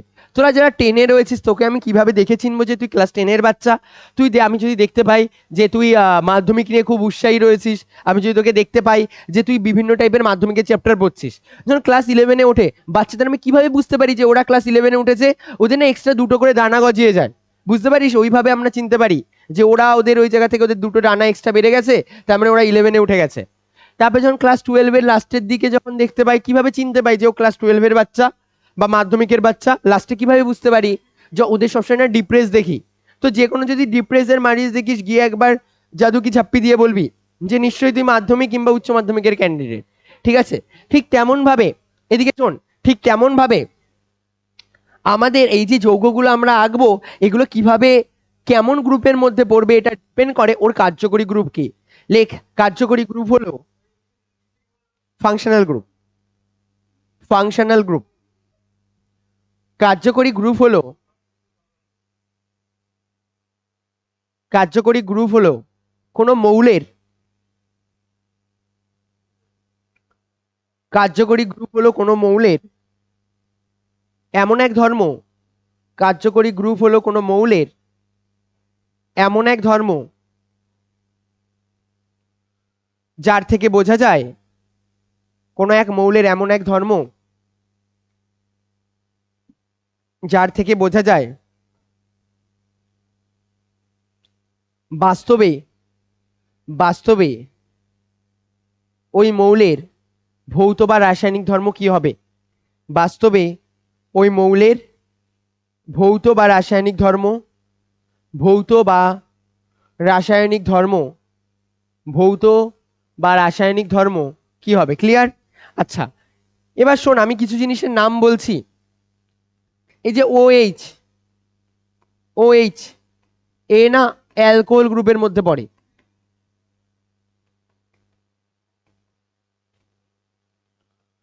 কিন্তু যখন অর্গানিক্যালি নাম হয় তখন এর নাম হয়ে যায় না ওয়েল। এবার ভাব, তুই যদি দোকানে গিয়ে আজকের বললি, তুই মনে কর ড্রিঙ্কের দোকানে গেছিস, গিয়ে তুই প্রথমবার ডিসিশন নিয়েছিস যে আমি ড্রিঙ্ক করব, গিয়ে তুই যদি ওল বলিস, ও বুঝবে না। এই কারণের জন্য না ওর একটা অন্য টাইপের নাম রাখা হয় যেটা মার্কেটেও চলবে। যেমন শোন, তোরা COOH যে যৌগটা রয়েছে, COOH এর নাম হয় কার্বক্সিলিক অ্যাসিড।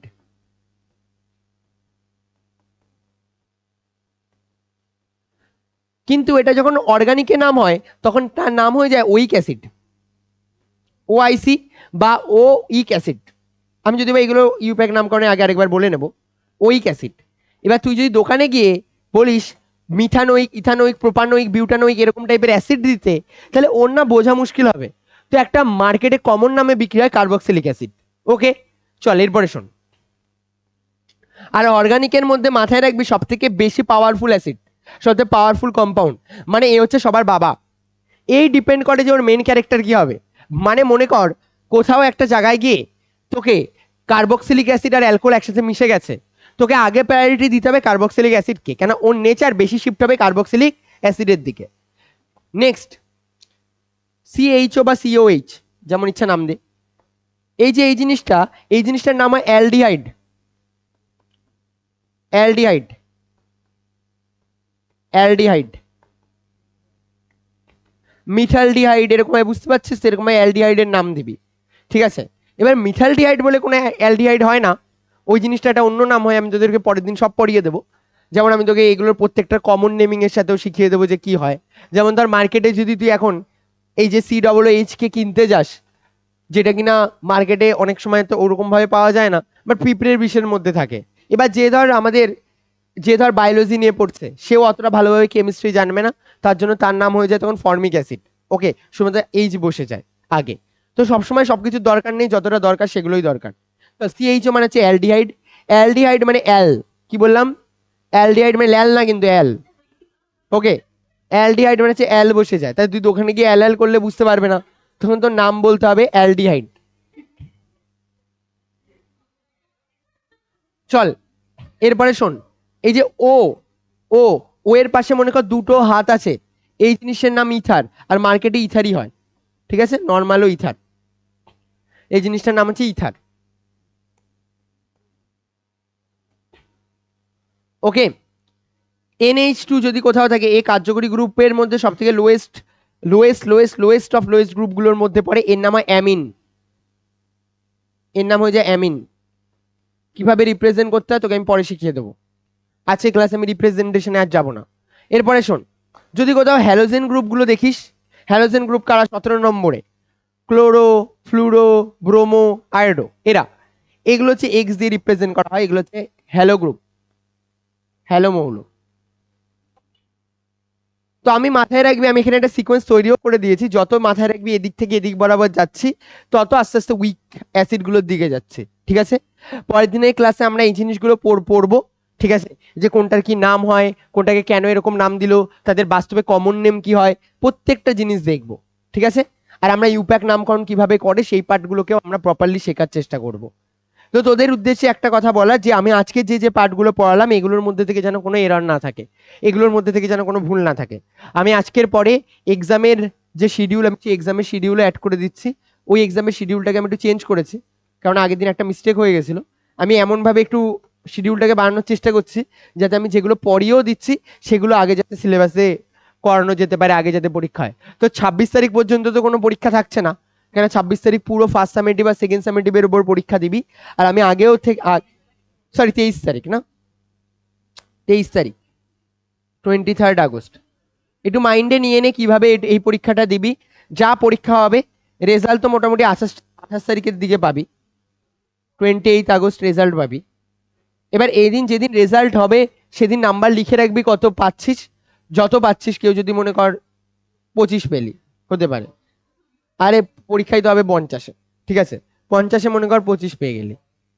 এটা পরীক্ষা, শুনে নে, পরীক্ষার টাইম 12টা, 12 PM।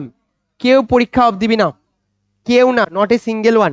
একদম ভালোভাবে বলেছি, কেউ পরীক্ষাটাই অফই দিবি না, কেননা এটার পরে আমাদের সব বুঝতে হবে যে কার কতটা কি নাম্বার পাওয়া যায়। আর নিজের উপরে পুরো অনেস্টির সাথে প্রপার একদম যতটা পারবি পোটেনশিয়াল দিয়ে এটা পরীক্ষা দিবি। এরপরে তুই দিচ্ছিস কি দিচ্ছিস না, তারপরে টেস্টের পরে যে পরীক্ষাগুলো হবে ওগুলো আবার দিবি। তার মাঝখানে মোটামুটি ভাবে নিজের প্রিপারেশন বেটার করার জন্য আমাদের একদিনের মধ্যে হয়তো এমন কোনো কোশ্চেন বাকি থাকবে না যেটা রায় মার্টিন, এবিটি এগুলোতে বাকি থাকছে। আমি সবই কম বেশি প্ল্যান করে নিয়েছি, কেউ ক্লাস অফ দিবি না। চলো। হুম। হ্যাঁ, একটা টাইম ছিল যখন আমরা ইনঅর্গানিক কেমিস্ট্রি পড়েছিলাম। এবার ইনঅর্গানিক কেমিস্ট্রি মানে হচ্ছে অজৈব রসায়ন, ইনঅর্গানিক মানে হচ্ছে অজৈব রসায়ন।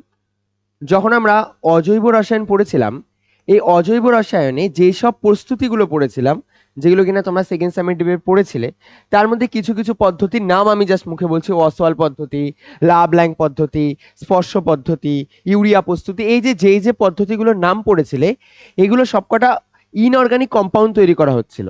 এখানে যে যৌগগুলো তৈরি করা হচ্ছিল এগুলো হচ্ছে ইনঅর্গানিক কম্পাউন্ড। তো এবার এই ইনঅর্গানিক কম্পাউন্ডগুলো তৈরি করতে করতে, ম্যাক্সিমাম ইনঅর্গানিক কম্পাউন্ড তৈরি করতে করতে সবার মধ্যে একটা এরকম ধারণা চলে এসেছিল যে ল্যাবের মধ্যে অন্তত ইনঅর্গানিক কম্পাউন্ডগুলোই কেবলমাত্র তৈরি করা যায়, কোনো অর্গানিক কম্পাউন্ড তৈরি করা যায় না। তাহলে ওদের মধ্যে ধারণা চলে এসেছিল যে ল্যাবের মধ্যে আমাদের কেবলমাত্র ইনঅর্গানিক কম্পাউন্ড বা অজৈব যৌগগুলোকেই তৈরি করা যায়, কেবলমাত্র অজৈব যৌগগুলোকে তৈরি করা যায়, কোনো রকম জৈব যৌগ তৈরি করা যায় না। ল্যাবের মধ্যে ওদের মনে হয়েছিল যে কোনো রকম জৈব যৌগ বা অর্গানিক কম্পাউন্ড যারা রয়েছে তাদেরকে তৈরি করা যায় না, এরকম টাইপের ভেবেছিল। বাট তোমরা জানো, তোমরা আগেও পড়েছো, ইউরিয়া হলো প্রথম আবিষ্কৃত যৌগ, যেই যৌগটা প্রথমবার ভুল প্রমাণ করিয়ে দিল ইউরিয়া, যে না, একটা ল্যাবের মধ্যে আমরা ইউরিয়া প্রমাণ করিয়ে দিল যে ল্যাবের মধ্যে আমাদের যে কোনো অর্গানিক কম্পাউন্ডও প্রস্তুত করা যেতে পারে। অ্যামোনিয়া যখন প্রস্তুত হয়েছিল অ্যামোনিয়াম কার্বনেট থেকে, তখন এটা অনেকটা জিনিস অনেকের কাছে শকিং ছিল। বিজ্ঞানী ভোলার সবার প্রথম এরকম টাইপের এই যে প্রথম যে এক্সপেরিমেন্ট করেছিল, সেই এক্সপেরিমেন্টের ফলে এটা করেছিল। এর ফলে না আরেকটা জিনিস হয়েছিল, সবাই না তখন একটা জিনিস ট্রাই করার চেষ্টা করছিল যে কোনোভাবে কি প্রাণের তৈরি করা যায়, মানে অর্গানিক কম্পাউন্ডের এত বড় রিসার্চ সবকিছু একটা জিনিসের উপরেই বেস করেছিল, যে সবার তখন থেকে একটা উদ্দেশ্য হলো যে আমরা কি কোনোভাবে কোনো একটা, যেমন ওই যে প্রাণী দেহে অবস্থান করে না ডিএনএ, আরএনএ, বিভিন্ন টাইপের নিউক্লিক অ্যাসিড, জানো তো যে বা আমাদের হিউম্যান বডিতে সব থেকে বেশি টোটাল 23টা আমাদের অ্যামিনো অ্যাসিডের দরকার পড়ে যখন প্রোটিন তৈরি হয়। এই 23টা অ্যামিনো অ্যাসিড বিভিন্ন টাইপের এই যে জিনিসগুলো রয়েছে, এই প্রোফাইলিংগুলো কি তৈরি করা যায়? তো ম্যাক্সিমাম এখনো পর্যন্ত যা যা রয়েছে, ডিএনএ আরএনএ তো তেমনভাবে তৈরি করা যায়নি, ডিএনএ আরএনএ মিউটেশন করা গেছে, কিন্তু এই যে 23টা অ্যামিনো অ্যাসিড এগুলো না আমাদের অর্গানিক কম্পাউন্ড দিয়ে চাইলে তৈরি করা যায়, অর্গানিক কম্পাউন্ড তৈরি করা যায়। তো মানুষের মধ্যে যে ধারণা ছিল যে আর হয়তো কোনোভাবে আমাদের এই যে অর্গানিক কম্পাউন্ডগুলো রয়েছে, এই অর্গানিক কম্পাউন্ডগুলো হয়তো তৈরি করা যাবে না, এই ধারণা ভুল প্রমাণ হয়ে গেল যখন ইউরিয়া প্রস্তুত হলো। তারপর থেকে পরপর চলতে রয়েছে। এবার আমরা এই যে চ্যাপ্টার, এই চ্যাপ্টারের মধ্যে সবার আগে যে জিনিসটা পড়তে হয়, যার কথা পড়তে হয় অর্গানিকের মধ্যে, তার নাম হচ্ছে আমাদের কার্বন। কার্বন। এবার কার্বন কেন আমাদের সব থেকে বেশি পরিমাণে বেশি পড়তে হয়? কেন কার্বনের মধ্যে একটা ধর্ম লক্ষ্য করা যায়। কার্বনের যে ধর্ম লক্ষ্য করা যায় সেটা নামে তো আমি আসছি, বাট ওর ধর্মটা কি বলে আগে শুনে নাও। কার্বন অনেকটা এমন লোক যে কিনা সবার বন্ধু, মানে সবার সাথে বন্ধুত্ব করতে চায়, সবার সাথে বন্ধুত্ব করে সবার সাথে বন্ধুত্ব করতে চায়। আর সবার সাথে বন্ধুত্ব করা মানেই বুঝতে পারছো এ সবার সাথে স্টেবল থাকতে পারে। এ সবার সাথে কি থাকতে পারে? স্টেবল থাকতে পারে। সব থেকে বেশি স্টেবল তৈরি করে, স্টেবল যৌগ তৈরি করে। এবার এই যে ও সব থেকে বেশি স্টেবল যৌগ তৈরি করে, এর এই যে ধর্ম, এই ধর্মের নাম হচ্ছে ক্যাটিনেশন ধর্ম। এর এই যে ধর্ম, যেই ধর্মের জন্য ও সবার সাথে স্টেবল থাকে, সে স্টেবল থাকা ধর্মের নাম হচ্ছে ক্যাটিনেশন ধর্ম। তাই তোমাকে যদি বলে কার্বনের ক্যাটিনেশন ধর্ম বলতে কি বোঝায়, তাহলে তুমি বলবে কার্বনের ক্যাটিনেশন ধর্ম বলতে বোঝায় এমন এক ধর্ম যার জন্য ও সবার সাথে, বিভিন্ন মৌলের সাথে, বিভিন্ন যৌগের সাথে থেকে ও স্টেবল অবস্থা নিজের নিতে পারে। কথা বোঝা গেছে?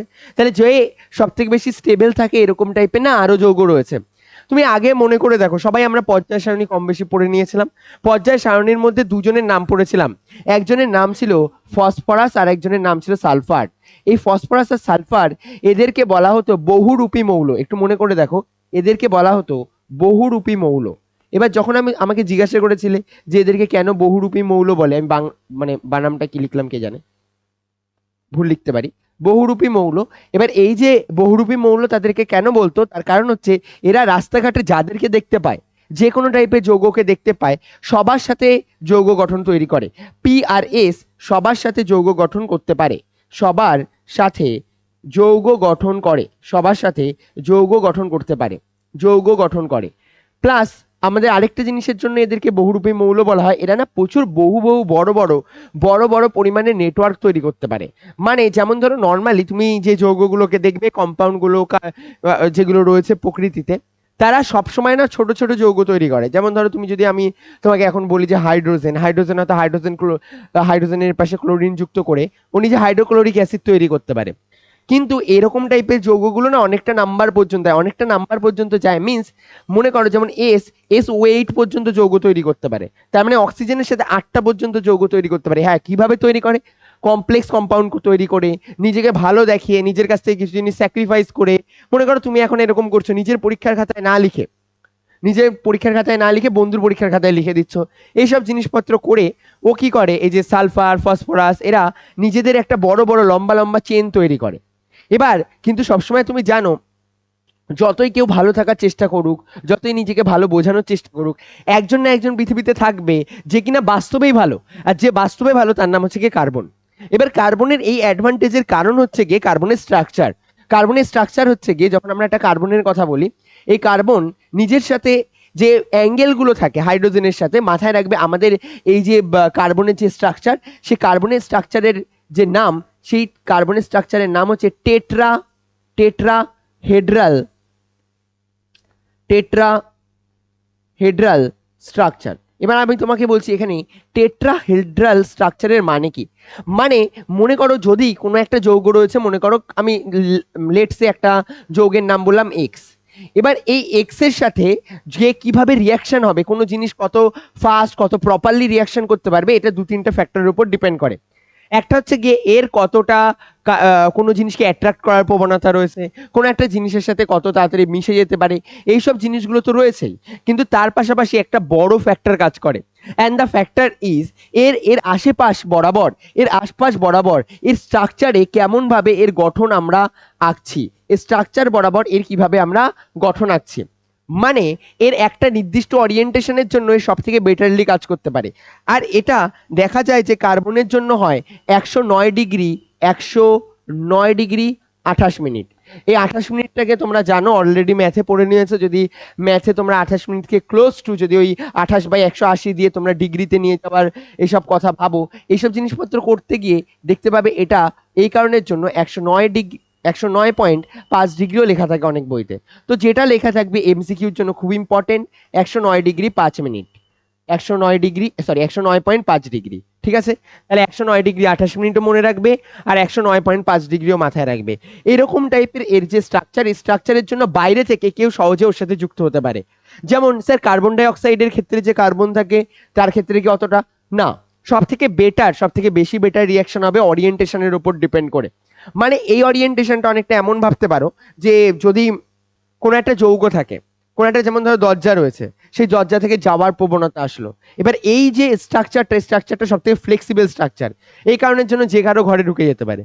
এই জন্য এই যে কার্বন, এই কার্বনের প্রত্যেকটা যে আমাদের অ্যাঙ্গেল, এই অ্যাঙ্গেলের মধ্যে 109 ডিগ্রি যদি 28 মিনিটের স্ট্রাকচার থাকে, এটা one of the best structure. এবার আমি বলছি না যে সবার সাথে 109 ডিগ্রি 28 মিনিট তৈরি করবে। যেমন কার্বন ডাই অক্সাইড নিজে যখন এক্সিস্ট করে তখন কত ডিগ্রিতে এক্সিস্ট করে, 180 ডিগ্রিতে এক্সিস্ট করে, লিনিয়ার স্ট্রাকচার তৈরি করে। এর মানে এটা যে ওটা হয়তো বেটার স্ট্রাকচার না। এবার এ তো গেল হচ্ছে কি উপরকার কথা, যার কারণের জন্য ও কি করছে, নিজের যে স্ট্রাকচার, এই নিজের স্ট্রাকচারের জন্য ও সব থেকে বেটার পরিমাণে এক্সিস্ট করতে পারছে। আর এই যে কার্বনের সব থেকে যদি বলো যে কে ওকে কখনো সাথ ছেড়ে চলে যাবে না, সব থেকে বেস্ট ফ্রেন্ডকে, এই বেস্ট ফ্রেন্ডের নাম হচ্ছে হাইড্রোজেন। মাথায় রাখবে এই কার্বনের সাথে অনেকেই যুক্ত হতে পারে, লাইক অক্সিজেন যুক্ত হতে পারে, নাইট্রোজেন যুক্ত হতে পারে, হাইড্রোজেন যুক্ত হতে পারে। ঠিক আছে, এরকম টাইপের বিভিন্ন কম্পাউন্ড যুক্ত হতে পারে। বাট তোমাকে যদি বলি এর সব থেকে বেস্ট ফ্রেন্ড কে, সব থেকে ভালো বন্ধুকে, এর সব থেকে ভালো বন্ধু হচ্ছে হাইড্রোজেন। এই কারণের জন্য আমরা যে অর্গানিক কেমিস্ট্রিতে যে যৌগগুলো পড়ি তাদের সবার নাম দেওয়া হয় হাইড্রোকার্বন। কেন, বোঝা গেল হাইড্রোকার্বন কেন নাম দেওয়া হয়? হাইড্রোকার্বন বলবে যে বিভিন্ন জায়গায় পড়তে পড়তে দেখবে এই চ্যাপ্টারগুলোর নাম লেখা রয়েছে হাইড্রোকার্বন। তার কারণ কার্বন আর হাইড্রোজেন সব থেকে বেশি এখানে বন্ধুত্ব রেখে দেয়, তাই এই কারণের জন্য এর নাম হয় হাইড্রোকার্বন। তাহলে হাইড্রোকার্বন মিন্স হচ্ছে গিয়ে হাইড্রোজেন আর কার্বনের মধ্যে যে বন্ডিং। এবার তোমরা সবাই জানো হাইড্রোজেনের নিজের একটাই মাত্র বন্ডিং থাকে, আর কার্বনের টোটাল 4টে বন্ডিং থাকে। হাইড্রোজেনের কটা বন্ডিং থাকে? একটা। হাইড্রোজেনের বন্ড থাকে একটা। আর আমি যদি বলি কার্বনের কথা, তাহলে তুমি বলবে কার্বনের টোটাল 4টে বন্ধন থাকে। আমরা এই যে কার্বনের কথা বললাম, এই কার্বনের টোটাল 4টে যে বাহু থাকে, এই বাহু সবসময় প্লেনে থাকে না। এবার এগুলোকে বোঝানোর জন্য আমি তোমাকে শেখাচ্ছি ইন ফিউচার, যাতে অর্গানিকের ডেপথ অনেকটা স্ট্রং হয়। ক্লাস 11-এ তোমরা অনেকে অর্গানিক নেবে। এই যে কার্বন যেটা রয়েছে না, এই কার্বনের ক্ষেত্রে এই ছোট ছোট ছোট ছোট করে দেখবি এরকম বড় বড় বড় বড় দাগ দেওয়া থাকে যখন স্ট্রাকচার আঁকে। এই যে দাগটা দেখতে পাচ্ছি, এটা নির্দেশ করার চেষ্টা করছে, এটাকে নির্দেশ করার চেষ্টা করছে দূরে অবস্থান করছে। এটা কি নির্দেশ করছে? দূরে অবস্থান করছে। এবার একটা লাইন দেখবে দেওয়া থাকে, যে লাইনটা একদম এরকম ভাবে সলিড লাইন থাকে, সলিড লাইন থাকে, এরকম ভাবে একটা সলিড লাইন থাকে। এই সলিড লাইনটা রিপ্রেজেন্ট করার চেষ্টা করছে যেটা সব থেকে কাছে এক্সিস্ট করছে। আমি এখানে আঁকছি না কিছু আর। আর বাকি দুটো লাইন কি এক্সিস্ট করছে? প্লেনে। ভালোভাবে মাথায় রাখবে, শুনে নাও, আমি একটা জিনিস বলে দিচ্ছি। সবসময় দুটো জিনিস প্লেনেই থাকবে। মানে আমি জোর করে চাইলেও দুটো পয়েন্টকে উইদাউট প্লেন রাখতে পারবো না। ভালোভাবে বোঝো, ভালোভাবে। যদি আমি 4টে জিনিসকে রাখি, দুটো জিনিস মাস্ট নেসেসারি প্লেনেই থাকবে। এখানে 4জন রয়েছে, সবাই কত ডিগ্রি অ্যাঙ্গেল করে থাকবে? যদি মিথেন হয় 109 ডিগ্রি 28 মিনিট। এটা মনে করো মিথেন, আমি আগে থেকে এঁকে দিচ্ছি। হাইড্রোজেন, হাইড্রোজেন, হাইড্রোজেন, হাইড্রোজেন, চিনতে পারছো এটার নাম কি হবে? CH4। CH4 মানে মিথেন, মিথেন। এবার ভালোভাবে মন দিয়ে শুনে নাও, এই যে মিথেনের দুটো দাগ অলওয়েজ কোথায় এক্সিস্ট করবে? প্লেনে এক্সিস্ট করবে, প্লেন মানে সমতলে এক্সিস্ট করবে। আর বাকি দুটো দাগ, একটা সামনে এক্সিস্ট করবে আর একটা পিছনে থাকছে। যেটা সামনের দিক বরাবর এক্সিস্ট করছে এর মানে এই হচ্ছে কি, তোমাদের মনে করো যারা দেখতে পাচ্ছ তো সামনের দিক বরাবর এই প্লেনের সাপেক্ষে বেরিয়ে রয়েছে, তো এই হলো গিয়ে এইভাবে আমাদের হাইড্রোজেন রয়েছে, এদিক বরাবর আমাদের হাইড্রোজেন এক্সিস্ট করছে। আর পেছনের দিকে দূরে আরেকজন এক্সিস্ট করবে, তার নাম হচ্ছে কি আমাদের আরেকটা হাইড্রোজেন। তো আমি যদি এরকম ডটেড লাইন দিয়ে পরবর্তীকালে কোথাও কেমিস্ট্রিতে এক্সিস্ট করছে কিছু দেখতে পাও, তার মানে ভাববে দূরে এক্সিস্ট করছে। আর যদি সামনে যদি একটা দেখো যে সলিড লাইন দিয়ে কিছু এক্সিস্ট করছে, তার মানে তোমার চোখের কাছাকাছি সব থেকে। আর বাকি দুজন যাদের লম্বা দাগ দেওয়া হচ্ছে তারা প্লেনে এক্সিস্ট করছে। বাট আমরা যখন আঁকবো আমরা এত কিছু ফলো করবো না, আমরা জাস্ট এই যে নর্মাল স্ট্রাকচার আঁকবো। বোঝা গেছে? এই হচ্ছে কি আমাদের টোটাল গেল হচ্ছে কি আমাদের হাইড্রোকার্বনের মধ্যে কি পড়তে হবে, কার্বনের স্ট্রাকচার কেমন হয়, কার্বনে এরকম এই যে স্পেশাল স্ট্রাকচার থাকে, এই স্পেশাল স্ট্রাকচারের জন্য ও সব থেকে বেশি কম্পাউন্ড তৈরি করতে পারে। আর ও এই কারণের জন্য সবার বন্ধু হয়ে যায়। কার্বন, নাইট্রোজেন, অক্সিজেন যা যা রয়েছে, কার্বন কি করে বেশিরভাগ কম্পাউন্ডের সাথেই যৌগ তৈরি করতে পারে। এবার আমি আসবো এর পরের কথায়। এর পরের কথা হচ্ছে গিয়ে আমাদের এই যে জৈব যৌগগুলো, এই জৈব যৌগগুলোকে, এই যে হাইড্রোকার্বনগুলোকে, এদেরকে তিনটে ক্যাটাগরিতে ভাগ করা হয়েছে। তো দুটো ক্যাটাগরি আগে বেসিক বলে নিই। এক ধরনের ক্যাটাগরিকে বলা হয় সম্পৃক্ত হাইড্রোকার্বন, আর একটাকে বলা হয় অসম্পৃক্ত হাইড্রোকার্বন। এবার নাম কেন হয় স্যার এমন যে একটা সম্পৃক্ত আর একটা অসম্পৃক্ত? আমাকে আগে বলো, এই সম্পৃক্ত আর অসম্পৃক্ত ওয়ার্ডটা সবার প্রথম কোথায় পড়েছিলে? মনে পড়ে যাবে একবারে, দ্রবণে পড়েছিলে। সম্পৃক্ত আর অসম্পৃক্ত এই যে হাইড্রোকার্বন, এইসব তো ছাড়ো, হাইড্রোকার্বন কথা না বলেও যদি বলি যে সম্পৃক্ত আর অসম্পৃক্ত যে বিষয়টা, একটা হচ্ছে গিয়ে স্যাচুরেটেড আর একটা হচ্ছে নন স্যাচুরেটেড, এই ওয়ার্ডটা তুমি কোথায় পড়েছিলে? বলে স্যার আমি দ্রবণের মধ্যে সবার আগে এই ধরনের লাইন শুনেছি। ওখানে আরেকটা জিনিসও পড়তে, দ্রবণে সম্পৃক্ত বাষ্প আর অসম্পৃক্ত বাষ্প, এদের মানে কি হয়? এদের মানে হয় যারা সহজে জলীয় দ্রবণের মধ্যে পুরোপুরি ঘুল মিলে যাবে তাদেরকে বলা হয় সম্পৃক্ত, আর যারা একটা দ্রবণের মধ্যে পুরোপুরি ঘুলে মিলে যেতে পারবে না তাদেরকে আমাদের বলা হয় অসম্পৃক্ত। এবার তুমি ভাবো, যে সহজে সব জায়গায় গিয়ে ঘুলে মিলে যেতে পারে তার মানে তার বন্ড অতটা বেশি স্ট্রং না, তার বন্ড উইক, এই কারণের জন্য ও বন্ড ব্রেক করে যায়। কিন্তু যার ক্যারেক্টার একদম স্ট্রং, তাহলে তার জন্য সে কেমন টাইপের হাইড্রোকার্বন হবে? অসম্পৃক্ত হাইড্রোকার্বন হবে। তাহলে মাথায় রাখবে এখন থেকে যা সিঙ্গেল বন্ডওয়ালা জিনিস পাবে, যা দেখতে পাবে সিঙ্গেল বন্ডিংওয়ালা জিনিস, সিঙ্গেল বন্ড যেখানে দেখতে পাবে, তারা সবাই সম্পৃক্ত হাইড্রোকার্বনের মধ্যে পড়বে। অর্থাৎ এক বন্ধন যেই জায়গাগুলোতে দেখতে পাবে, এক বন্ধন যেই জায়গাগুলোতে দেখতে পাবে, তারা সবাই হলো সম্পৃক্ত হাইড্রোকার্বন। আর যেই জায়গাগুলোতে তুমি দ্বিবন্ধন দেখতে পাবে, যেসব জায়গাগুলোতে তুমি দ্বিবন্ধন দেখতে পাবে, তারা সবাই অসম্পৃক্ত হাইড্রোকার্বনের মধ্যে পড়বে বা আনস্যাচুরেটেড হাইড্রোকার্বনের মধ্যে পড়বে। স্যার দ্বিবন্ধন শুধু না, দ্বিবন্ধ হতে পারে, ট্রিপল বন্ড হতে পারে। যদি মোর দেন ওয়ান বন্ধন হয় তাহলে তারা কেমন টাইপের হবে? অসম্পৃক্ত হাইড্রোকার্বন হবে। সম্পৃক্ত হাইড্রোকার্বন কারা? যারা ইজিলি ঘুল মিলে যেতে পারে, যারা ইজিলি বন্ড ব্রেক করতে পারে। আর সম্পৃক্ত হাইড্রোকার্বন, অসম্পৃক্ত হাইড্রোকার্বন কারা? যারা দ্বিবন্ধন ত্রিবন্ধন এরকম টাইপের গঠন করছে। কথা বোঝা গেল? তাহলে কাকে ব্রেক করা মুশকিল হবে? অসম্পৃক্তকে। তাহলে এখন থেকে যদি বলে অর্গানিকে দুটো কম্পাউন্ড কম্পেয়ার করতে দিয়ে যদি বলে কার ক্ষেত্রে স্ফুটনাঙ্ক বেশি হবে, কার ক্ষেত্রে গলনাঙ্ক বেশি হবে, এইসব জিনিস, তাহলে কোনো রকম ভাবে ভৌত ধর্ম পড়ারই দরকার নেই। তুমি ভৌত ধর্ম আলাদাভাবে পড়তে যাবে না, তুমি দেখবে ওর মধ্যে দ্বিবন্ধন রয়েছে নাকি। তো আমি একটু পরে পড়াবো, পড়ানোর পরে আমি কিন্তু আবার জিজ্ঞাসা করবো কার স্ফুটনাঙ্ক বেশি হবে, কার গলনাঙ্ক বেশি হবে। তো এটা ডিপেন্ড করছে কার বন্ডিং কত বেশি স্ট্রং। যার বন্ডিং যত বেশি স্ট্রং তার স্ফুটনাঙ্ক মানে কত তাড়াতাড়ি বাষ্প হয়ে যাবে, আর গলনাঙ্ক মানে কত তাড়াতাড়ি গলে যাবে, সেটা তো আরো বেশি হবে, তাই না? আর সবথেকে কম কার হবে? যারা একটা করে লুলা বন্ডিং নিয়ে রয়েছে। লুলা বন্ডিং মানে সিঙ্গেল বন্ডিং নিয়ে রয়েছে। এবার এদিক বরাবর শোনো, আমরা এই যে হাইড্রোকার্বন বললাম, এই হাইড্রোকার্বনের টোটাল তিনটে ক্যাটাগরি হয়। এই হাইড্রোকার্বনের টোটাল তিনটে ক্যাটাগরি হয়। একটাকে বলা হয় অ্যালকেন, একটাকে বলে অ্যালকেন, একটাকে বলে অ্যালকিন, অ্যালকেন, অ্যালকিন, আর আরেকটাকে বলে অ্যালকাইন। অ্যালকেন, অ্যালকিন আর অ্যালকাইন, অ্যালকাইন। সহজ ভাষায় বলতে গেলে এই অ্যালকেন, অ্যালকিন আর অ্যালকাইনের মানে হলো, অ্যালকেন, অ্যালকিন আর অ্যালকাইনের মানে হলো আমাদের, অ্যালকেন মানে হলো গিয়ে কার্বনের সাথে যা বন্ডিং এক্সিস্ট করবে সবাই সিঙ্গেল বন্ডিং এক্সিস্ট করবে। আর স্যার অ্যালকিন মানে, অ্যালকিন মানে কার্বনের কার্বনে ডবল বন্ডিং এক্সিস্ট করবে। তো আমি কার্বন কার্বন দিয়ে দেখাই তাহলে সব থেকে তোমার সুবিধা হবে। কার্বন কার্বনে যদি সিঙ্গেল বন্ডিং এক্সিস্ট করে তাহলে তাকে বলা হয় অ্যালকেন, যদি কার্বন কার্বনে ডবল বন্ড এক্সিস্ট করে তাহলে তাকে বলা হয় অ্যালকিন, আর যদি কার্বন কার্বনে ট্রিপল বন্ড এক্সিস্ট করে তাহলে তাকে বলা হয় অ্যালকাইন। স্যার তার মানে তিনটেই কার্বনের মধ্যে বন্ডিং এক্সিস্ট করতে পারে? হ্যাঁ পারে, কিন্তু আমরা চিনবো কিভাবে? মানে আমি যদি এখানে এই যে কার্বনের কথা বললাম, আমি কার্বনে তোমাকে বললাম জাস্ট র্যান্ডম আমি এঁকে দিলাম এখানে C3H8 আঁকতে বললাম, কি বলবে? বলছে কার্বন কার্বন কার্বনগুলোকে আঁকবে। কটা কার্বন হয়ে গেল? তিনটে কার্বন হয়ে গেল। এবার হাইড্রোজেন আঁকতে হবে, হাইড্রোজেনগুলোকে এবার আমি আঁকা স্টার্ট করছি। এই হলো হাইড্রোজেন হাইড্রোজেন হাইড্রোজেন। স্যার চারটে হাত থাকতে পারে, সবার যে কটা হাত থাকতে পারে সে কটা হাত এঁকে এঁকে নেবে। এই হয়ে গেল। এই জায়গা থেকেও একটা দুটো তিনটে, এই জায়গা থেকেও আমার একটা দুটো। এবার আমি একবার কাউন্ট করে দেখবো যে আমি যতগুলো চেয়েছিলাম ততগুলো কি এসে গেছে? 1 2 3 4 5 6 7 8। তার মানে আমাদের এটা হচ্ছে গিয়ে স্ট্রাকচার। এবার আমি পরের বার আমি বললাম না আমি C3H8 চাই না, আমি C3H8 চাই না, আমি C3H6 চাই। আমি বললাম C3H6 চাই। এবার আমি যখন C3H6 চাই তাহলে আমি এই জায়গা থেকে কি করবো? আবার সেম কার্বন কার্বন কার্বন আমি আঁকবো। এবার এই জায়গা থেকে আমি হাইড্রোজেনগুলোকে আঁকার জন্য স্টার্ট করবো। এই যে হাইড্রোজেনগুলোকে আমি আঁকার কথা ভাববো, এইভাবে এইভাবে আমি হাইড্রোজেন আঁকার কথা ভাববো। আমি যেই মাত্র হাইড্রোজেন আঁকার কথা ভাবলাম, আমি দেখলাম এদিকে যদি আমি তিনটে হাইড্রোজেন বসাই আর আমি এদিক বরাবর যদি তিনটে হাইড্রোজেন বসাই তাহলে তার হাইড্রোজেন রাখারই জায়গা থাকবে না। মানে আমি এদিক বরাবর, আমি মনে করো এদিক বরাবর হাইড্রোজেন এরকম ভাবে নিয়ে নিলাম 1 2 3, আর এদিক বরাবর আমি হাইড্রোজেন নিয়ে নিলাম 1 2 3, তাতে এদের কাছে আর জায়গাই নেই। তাহলে আমি যখন এই জায়গা থেকে এবার আমি ভাবলাম এদেরকে বানাবো কিভাবে, এর তো টোটাল চারটে হাত হতে হবে।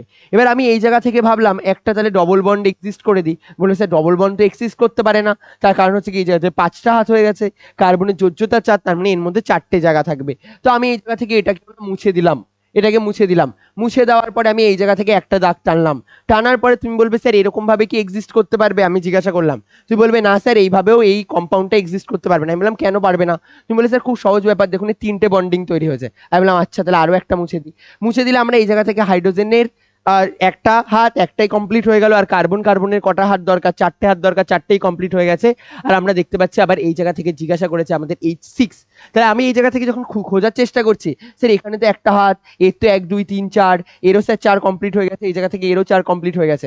তাহলে আমাদের এই জিনিসটা দেখতে হবে সবসময় যে একটা ক্যাটাগরি অফ যৌগ তৈরি হবে এর কোনো মানে নেই। মানে আমরা যখন কোনো একটা যৌগকে কম্পারেটিভলি তৈরি করতে যাব তার মানে নেই। বাট কিছু কিছু যৌগকে তৈরি করা যায়, কিছু কিছু যৌগকে তৈরি করা যায় না। আমি এর মানে এটা একেবারেই বলছি না যে সবসময় কোনো রকম যৌগ তৈরি করা যাবে না। একবারে আমি এইরকম টাইপের যৌগগুলো কিভাবে তৈরি করে সবকিছু বলে দেবো। এই কারণের জন্য আমাদের এই যে তিনটে ক্যাটাগরি, এই তিনটে ক্যাটাগরি খুব ইম্পর্টেন্ট। ফার্স্ট টাইপের ক্যাটাগরিকে বলা হয় অ্যালকিন। অ্যালকেনের মানে কি? অ্যালকেনের এরকম ভাবে মাথায় রাখবে, অ্যালকেনের সংকেত হলো CnH2n+2। এর মানে কি? এর মানে হচ্ছে আমরা যদি n এর মান 1 ধরি, যদি আমরা n এর মান 1 নিই তাহলে আমরা কত পাবো এই জায়গা থেকে? n এর মান যদি আমি 1 নিই তাহলে আমাদের এই জায়গা থেকে নাম হয়ে যাবে, C এর মান তো 1, আর এই জায়গা থেকে H এর পরে চলে আসবে 4। তোমরা জানো এর নাম হয়ে যায় মিথেন। আমি জানি যে তোমরা কতগুলো জানো কতগুলো জানো না, বাট যেগুলো জানো আমি শুধু সেগুলো নিয়ে আজকে আলোচনা করব। তারপরে আমি যখন ইউপ্যাক করাবো তারপরে আমি সেগুলো বলবো। তো আমরা CH4 যদি আমাদেরকে বলে তাহলে তুমি বলে দেবে এর নাম হয়ে যায় মিথেন। আচ্ছা, এভাবে যদি আমাদের n এর মান 2 বলে তাহলে আমরা কত বলবো? বলে C2 হবে, আর এই জায়গা থেকে হবে H6। আমি পরে পড়িয়ে দেবো, এটার নাম বলা হয় ইথেন, দরকার নেই। এরপরে আমাদের আসবে অ্যালকিনের গল্প। আমি যখন অ্যালকিনের কথা বলবো অ্যালকিনের সংকেত কত আসবে? বলে স্যার অ্যালকিনের সংকেত লিখবেন। অ্যালকিনের সংকেত আসবে CnH2n ইন্টু H2n। যদি আমরা Cn আর H2n লিখি, আমি যতদূর সম্ভব ঠিকঠাক লিখেছি, Cn এই জায়গা থেকে এটা হচ্ছে গিয়ে দুটো বন্ধন, এটা Cn আর H2n যদি আমরা লিখে নিই তাহলে এদের মধ্যে কত বন্ডিং আসবে? ডবল বন্ড আসবে। আর যদি ডবল বন্ড আসে তাহলে আমি যদি n এর মান আমরা এখান থেকে 1 বসাই তাহলে কত হবে? বলে C1 আর H এর পাশে 2। তাহলে এই জায়গা থেকে আমাদের কেমন টাইপের যৌগ তৈরি হবে? CH2। বাট এরকম টাইপের যৌগ এক্সিস্ট হতে পারে না। তার মানে আমাদের এখানে একটা কন্ডিশন লিখতে হবে। কন্ডিশন কি? বলবে স্যার এখানে n এর মান কত হতে পারে না? 1 হতে পারে না। n এর মান 2 হতে পারে, হ্যাঁ 2 থেকে হতে পারে। n এর মান 2 লিখবো আমরা, তাহলে কত হবে বলো? C2H4।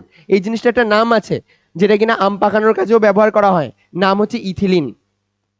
নাম হচ্ছে ইথিলিন। কেমন হবে? অ্যালকিন না? অ্যালকিন মানে ইন, তাহলে আমাদের এই জায়গা থেকে আসবে ইথিলিন।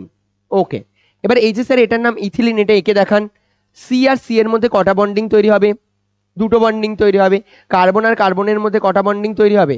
দুটো বন্ডিং তৈরি হবে। এই আমি এঁকে দিলাম কার্বন আর কার্বনের মধ্যে দুটো বন্ডিং। তাহলে আমরা এই জায়গা থেকে বাকিগুলো যদি আঁকার কথা ভাবি তাহলে আমি এই জায়গা থেকে এই একটা হাইড্রোজেন, এই একটা হাইড্রোজেন আমি টেনে দিলাম, আরো দুটো হাইড্রোজেন বাকি রয়েছে, এই একটা হাইড্রোজেন আর এই একটা হাইড্রোজেন এঁকে দিলাম। ওকে, বোঝা গেল? তাহলে আমাকে যদি বলে অ্যালকেন, অ্যালকেনের জন্য আমাদের সাফিক্স, অ্যালকেনের জন্য আমাদের সাফিক্সের নাম হয় এন। এখন থেকে যদি অ্যালকেন বলে ইএনই, বাংলায় লেখার থেকে সব জায়গায় যদি তুমি এগুলোকে ইংলিশে লেখো তোমার জন্য সব থেকে বেশি সুবিধা হবে। যে কোনো অর্গানিক কম্পাউন্ড, যে কোনো ইউপ্যাক নামকরণ ইংলিশে লেখাটা অনেকটা বেশি বেটার। অ্যালকিন যদি আমি বলি ইনের কথা, মানে ইথিলিন এই জিনিসগুলো রয়েছে, এগুলোকে এমনিতে ইন বলা হয় বা আইএনই ইন বলা হয়। আর অ্যালকাইন মানে ওয়াইএনই, ওয়াইএনই বলা হয়। তার মানে আমরা আগের বার যে যৌগটা আঁকছিলাম সেই যৌগটাতে ট্রিপল বন্ড ব্যবহার করার কোনো মানে হয় না। তাহলে আমাদের এখানে কেমন টাইপের যৌগ ব্যবহার করতে হবে বলো? ডবল বন্ড ইউজ করতে হবে, double bond, double bond use করতে হবে। এবার আমাকে বলো আমি কিভাবে বুঝলাম যে এটাতে আমাদের ডবল বন্ড ইউজ করতে হবে? আমি এই পার্টে গিয়ে কিভাবে বুঝলাম যে এটার মধ্যে আমাদের ডবল বন্ড ইউজ করতে হবে বলো? আমি নিশ্চয়ই এই পার্টটা পড়ার পরে বুঝতে পারলাম, এই পার্টটা অ্যালকিন, অ্যালকেন আর অ্যালকাইন পড়ার পরে বুঝতে পারলাম, যে এই পার্টটা পড়ার পরে বুঝতে পারলাম। হ্যাঁ স্যার, তার মানে আমি বুঝতে পারলাম যে যদি আমাদের অর্গানিক কম্পাউন্ডগুলোকে তৈরি করতে হয় ডবল বন্ড হবে নাকি ট্রিপল বন্ড হবে, এটা এই ফর্মুলার উপরে বেস করে তৈরি হয়। তাহলে আমাদের কোথাও না কোথাও ব্যাক অফ দ্য মাইন্ডে এই জিনিসটা রাখতে হবে, যদি বেশি বেশি হাইড্রোজেন থাকে এর মানে সিঙ্গেল বন্ড, যদি কম কম হাইড্রোজেন থাকে তার মানে ডবল বন্ড বা ট্রিপল বন্ডের ক্যাটাগরিতে পড়বে। সবচেয়ে কম হাইড্রোজেন তার মানে অ্যালকাইন। যেমন আমরা অ্যালকাইনের যদি কথা বলি তাহলে এর সংকেত কি হবে? H N, sorry C N into H two N minus two. এবার আমি তোমাকে যদি বলি এই জায়গা থেকে একে দেখাও, একের জন্য বলবে একের জন্য কোনো মানে হবে না। চলো এবার আমি জিজ্ঞেস করলাম দুয়ের জন্য একে দেখাও, তাহলে তুমি দুয়ের জন্য আবার আঁকা শুরু করবে, তাহলে এন এর মান not is equals to one. এবার আমি বললাম তাহলে এন এর মান দুই লেখো, তুমি এন এর মান দুই লিখলে কি বলবে? C two into H two. তাহলে এটা কার জন্য আসলে এন এর মান দুইয়ের জন্য। এটা হচ্ছে একদম বেসিক অ্যালকাইন, মানে একদম ফার্স্ট লেভেলের অ্যালকাইন। ঠিক আছে, এবার আমি বললাম এই স্ট্রাকচার আঁকো, বলবে স্যার স্ট্রাকচার আঁকাটা একদমই ইজি। সি আর সি এর মধ্যে থাকবে তিনটে বন্ড, আর এই জায়গা থেকে হাইড্রোজেনের সাথে থাকবে একটা বন্ড, আর এই জায়গা থেকে হাইড্রোজেনের সাথে থাকবে একটা বন্ড। বলো বোঝা গেল? বোঝা গেল অ্যালকিন, অ্যালকেন আর অ্যালকাইন, অ্যালকেন, অ্যালকিন আর অ্যালকাইন বোঝা গেছে। এবার আমরা এর পরের পার্টে আমি কতগুলো যৌগকে আঁকতে দেবো, তুমি শুধু বলবে, কতগুলো নাম বলবো, তুমি শুধু এটুকু বলবে যে ওটা কার ক্যাটাগরির মধ্যে পড়ছে। ঠিক আছে, আমি তারপরে মিথ, হিথ, প্রোপ, বিউট এগুলো তো পরে বলছি। তার আগে আমাকে শুধুমাত্র বলবে কোনটা অ্যালকেন, কোনটা অ্যালকিন আর কোনটা অ্যালকাইন। কিভাবে বলবে? এই ফর্মুলা দেখে বলবে। তাহলে একবার নিজের মাইন্ডে একদম এটা, নিজের মাইন্ডে একদম নিয়ে নাও। যদি sir CN H two N plus two থাকে, CN into H two N plus two থাকে তাহলে অ্যালকেন। যদি sir CN into H two N থাকে, সবচেয়ে সোজা কাকে চেনা? অ্যালকিনকে চেনা। অ্যালকিন চেনা একদম ইজি, যদি একই রকম থাকে, যদি এটাতেও যা আছে তার ডবল, মানে বুঝতে পারছি এটা তিন, এটায় ছয়, এটায় চার, এটায় আট, তাহলে অ্যালকিনের ক্যাটাগরির মধ্যে পড়ে যাবে। আর অ্যালকাইন কিভাবে চিনবো? যদি দেখি আমাদের এটা, তাহলে এই সবার আগে কিভাবে জাজ করবে বোঝো ভালোভাবে? সবার আগে চেক করে দেখবে এটা অ্যালকিন কিনা। কি বললাম? এটা অ্যালকিন কিনা, মানে যদি চার আর আট থাকে তাহলে অ্যালকিন, যদি ছয় আর বারো থাকে তাহলে অ্যালকিন, আর নয়তো অ্যালকিন না। ক্লিয়ার? এবার আসবে হচ্ছে গিয়ে দেখবে তাহলে কি স্যার অ্যালকিন তো না, বুঝতে পারলাম, এবার এটা অ্যালকাইনের ক্যাটাগরিতে যাবে না অ্যালকেনের ক্যাটাগরিতে যাবে? কিভাবে বুঝবো? হাইড্রোজেন যদি বেশি হয়ে যায়, যদি দেখি দুই আর ওদিক বরাবর রয়েছে ছয়, তাহলে কার ক্যাটাগরির মধ্যে চলে যাওয়ার চান্স রয়েছে? অ্যালকেন। আর এরকম যদি দেখি যে একদিক বরাবর রয়েছে চার আর একদিক বরাবর রয়েছে ছয়, তার মানে চার দুগুণে আটের থেকে কম রয়েছে, তার মানে অ্যালকাইনের ক্যাটাগরিতে পড়ে যাবে। বোঝা গেল? চলো আমি কতগুলো যৌগের নাম বলছি, কম্পাউন্ডের নাম বলছি, সেই কম্পাউন্ড গুলোকে করবে। পরে তো আমি মিথ ওই যে যেগুলো রয়েছে ইথ এগুলো করানোর পরে আমি আবার বলে দেবো যে কিভাবে কি যৌগগুলোকে আঁকবে। চলো ফটাফট এই জিনিসগুলোকে বলো।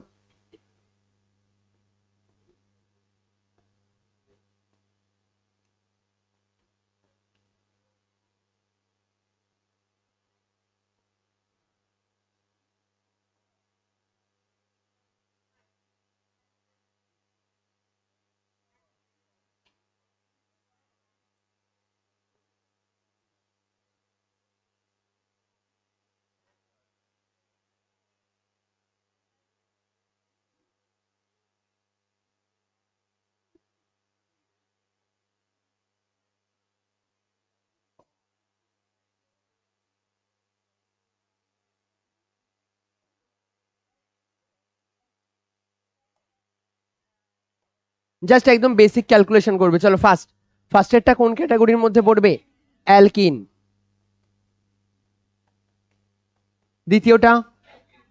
দ্বিতীয়টা অ্যালকেন।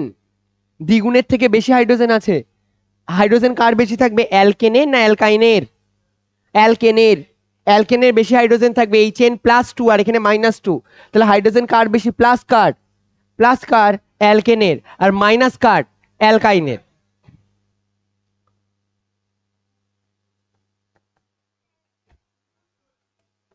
দ্বিগুণ হলে অ্যালকিন হয়। যদি এখানে 4 আছে, 4-এর দ্বিগুণে যদি 8 হয় তাহলে এটা অ্যালকিন হতো। চলো পরেরটা বলো।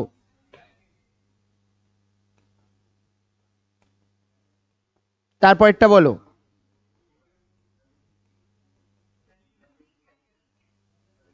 বেশি থাকলে আর কম থাকলে এই বুঝে বলবে। দ্বিগুণ রয়েছে এক্স্যাক্টলি, আগে চেক করবে দ্বিগুণ কিনা। এটা 22 × 2 = 44, 44-এর থেকে বেশি। আমি কিন্তু সবকটা কমপ্লিট কম্পাউন্ড রাখিনি, ওকে? বলো এটা কেমন হবে?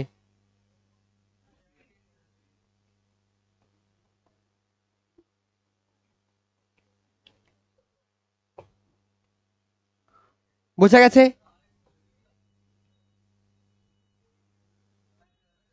হ্যাঁ, CH, বলো কোনটা? হ্যাঁ এটা। আমি বললাম না কমপ্লিট কম্পাউন্ড আঁকিনি, মানে আমি এই নাম্বার ফিক্স রেখে আঁকিনি। আমি জাস্ট বলতে চাইছি এর সাথে আরো ধরো যৌগ যুক্ত হতে পারে। কার্যকরী গ্রুপ পড়াইনি, যখন আমি ফাংশনাল গ্রুপ পড়াবো ওর সাথে আরো ফাংশনাল গ্রুপ অ্যাড হতে পারে, মিথাইল প্রোপাইল ইথাইল এগুলো যোগ হতে পারে। আমি বলতেছি বেসিক নেচার কেমন ওর। কেন একই সব, আমি বলতেছি একই সব সিঙ্গেল বন্ডিং দেবে বেশিরভাগ, হ্যাঁ তার সাথে যা গ্রুপ হবে। কিন্তু যদি এটা, আমি এটা বলতে চাইছি যে H N আর H2N এর থেকে তো বেশি সিঙ্গেল বন্ড রয়েছে, তার মানে অ্যালকেনের ক্যাটাগরিতে পড়বে। কেননা সবসময় এরকম কাউন্ট হবেও না, তাই তো সবাই একদম বেসিক স্ট্রাকচার তৈরি হবে। মানে আমি যদি সবসময় বলি এটা পুরোপুরি মানে একদম প্রপারলি মেনটেন করে বলার কথা ভাবি, যে একদম প্রপারলি আমি মেনটেন করে করে বলবো C8 আর তারপর একটা কত, তাহলে সবাই একদম বেসিক গ্রুপের মধ্যে পড়বে। আমি এখানে এটা শেখাচ্ছি না যে ইউপ্যাক নামকরণ কি হবে, এটাও শেখাচ্ছি না যে কিভাবে আমি সিঙ্গেল বন্ডিং ডবল বন্ডিং আঁকাবো, কিচ্ছু না। আমি জাস্ট বলতে চাইছি এটা দেখে এটা চেনাটা কিভাবে চিনবে। যদি একটা জায়গায় কোথাও অনেকগুলো কমপ্লেক্স জিনিসপত্র দিয়ে দেয় তাহলে কিভাবে চিনবে? ঠিক আছে, জাস্ট চেনার জন্য বললাম। চলো এবার শোনো। এবার আমরা একজন, যদি এখন থেকে মিথেনের এক নাম বলে আর আরেকজনকে সেই নামটাই যদি ইথাইলকে গিয়ে দেয়, ইথাইলের কোনো গ্রুপ আছে পরবর্তীকালে পড়বে, তাহলে খুব সমস্যার ব্যাপার। এই কারণের জন্য আমরা সবাই মিলে একটা টাইমে ডিসিশন নিয়েছিলাম, সবাই মিলে এক জায়গায় বসবো, বসে আবার নতুন করে কেমিস্ট্রিকে প্রপারলি বোঝার চেষ্টা করব। তো যারা বসেছিল সেই সংস্থার নাম হচ্ছে ইউপ্যাক।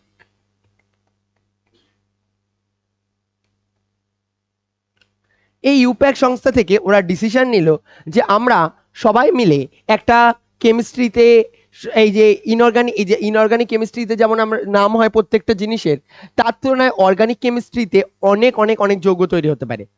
এবার স্যার কত যৌগ তৈরি হতে পারে?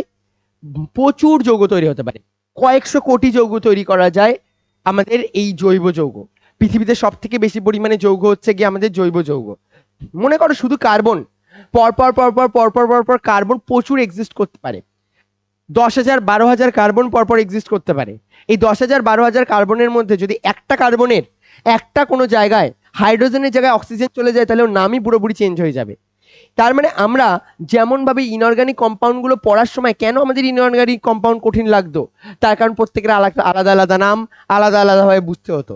তো এই কারণের জন্য ওদের নাম একদম সিম্পল রাখার জন্য সবাই মিলে এক জায়গায় আসলো, এসে বলল যে আমরা এখন থেকে সবাই মিলে একটা জায়গায় একত্রিত হয়ে একটা রুলস বানাই কিভাবে আমরা এর নামকরণ করব। আর এই জন্য ইউপ্যাকের পুরো নাম ছিল, ইউপ্যাকের নাম অনেক সময় পরীক্ষায় জিজ্ঞাসা করে, ইন্টারন্যাশনাল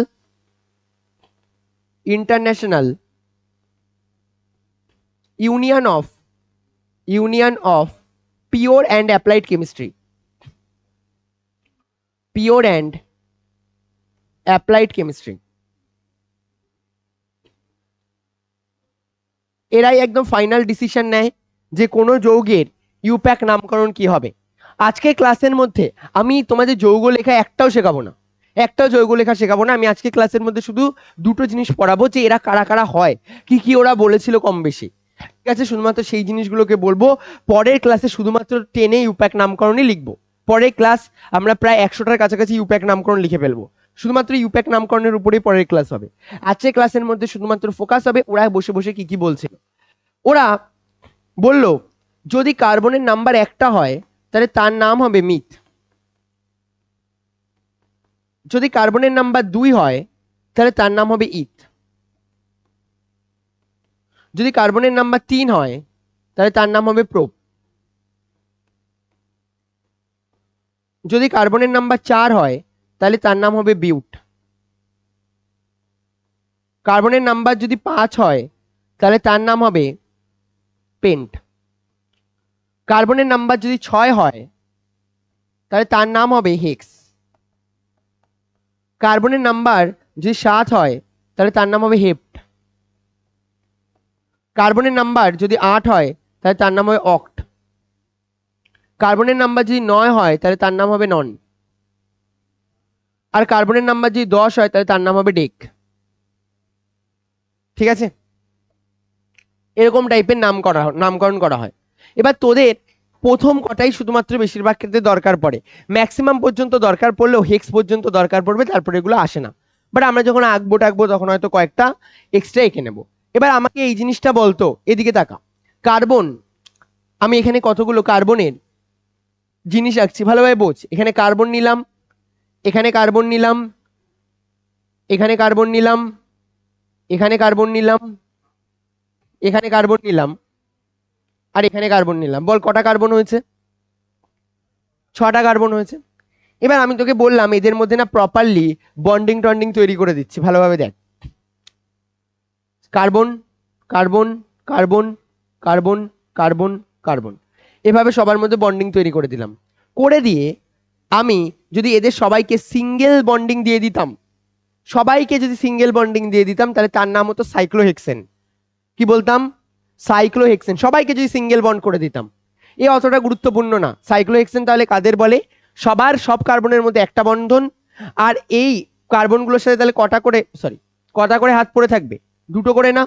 আর এই দুটো করে হাতে আমি যদি ওদেরকে বলতাম নে দুটো করে হাইড্রোজেন, একেও কি বলতাম নে দুটো করে হাইড্রোজেন, একেও কি বলতাম নে দুটো করে হাইড্রোজেন, সবাইকে যদি দুটো করে হাইড্রোজেন দিয়ে দিতাম তাহলে তার নাম কি হতো? সাইক্লোহেক্সেন।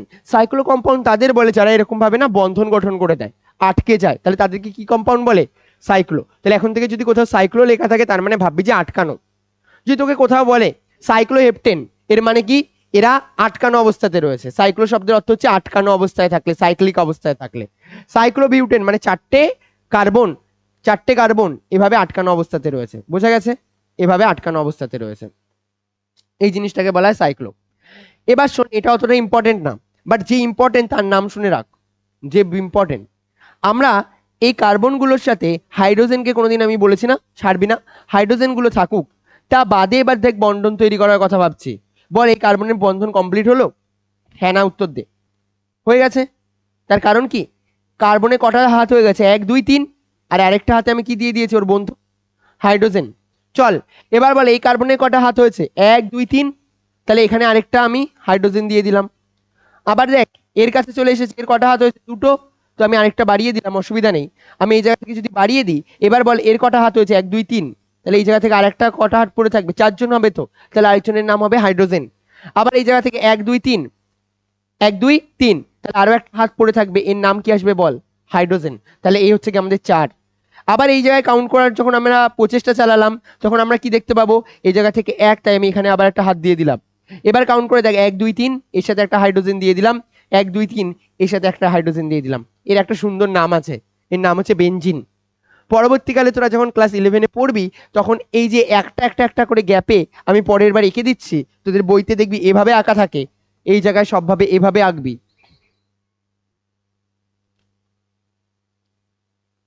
এগুলো 11-এর কেমিস্ট্রির জিনিসপত্র বলছি, কঠিন লাগছে তোদের? এটাকে বলা হয় বেনজিন। বোঝা গেল? আমরা যদি এই পয়েন্টগুলোতে কি এক্সিস্ট করে এক একটা বল? কার্বন এক্সিস্ট করে। এই জায়গাগুলোতে কি এক্সিস্ট করছে? Carbon, carbon carbon carbon carbon carbon. এর ফর্মুলা হয় C6H6 C6H6। বল এ কার ক্যাটাগরির মধ্যে পড়ছে? তাহলে কার ক্যাটাগরির মধ্যে পড়ছে? এগুলো দেখে বলা যাবে না, ওকে? এগুলো দেখে বোঝা যাবে না, কেননা এর দেখ কোথাও ট্রিপল বন্ড আছে, কোথাও ট্রিপল বন্ড নেই। তো সাইক্লোহেক্সিনের ক্ষেত্রে অ্যালকিন অ্যালকিন অ্যালকাইন এসব ক্যাটাগরি ভাঙতে যাবি না, ওকে?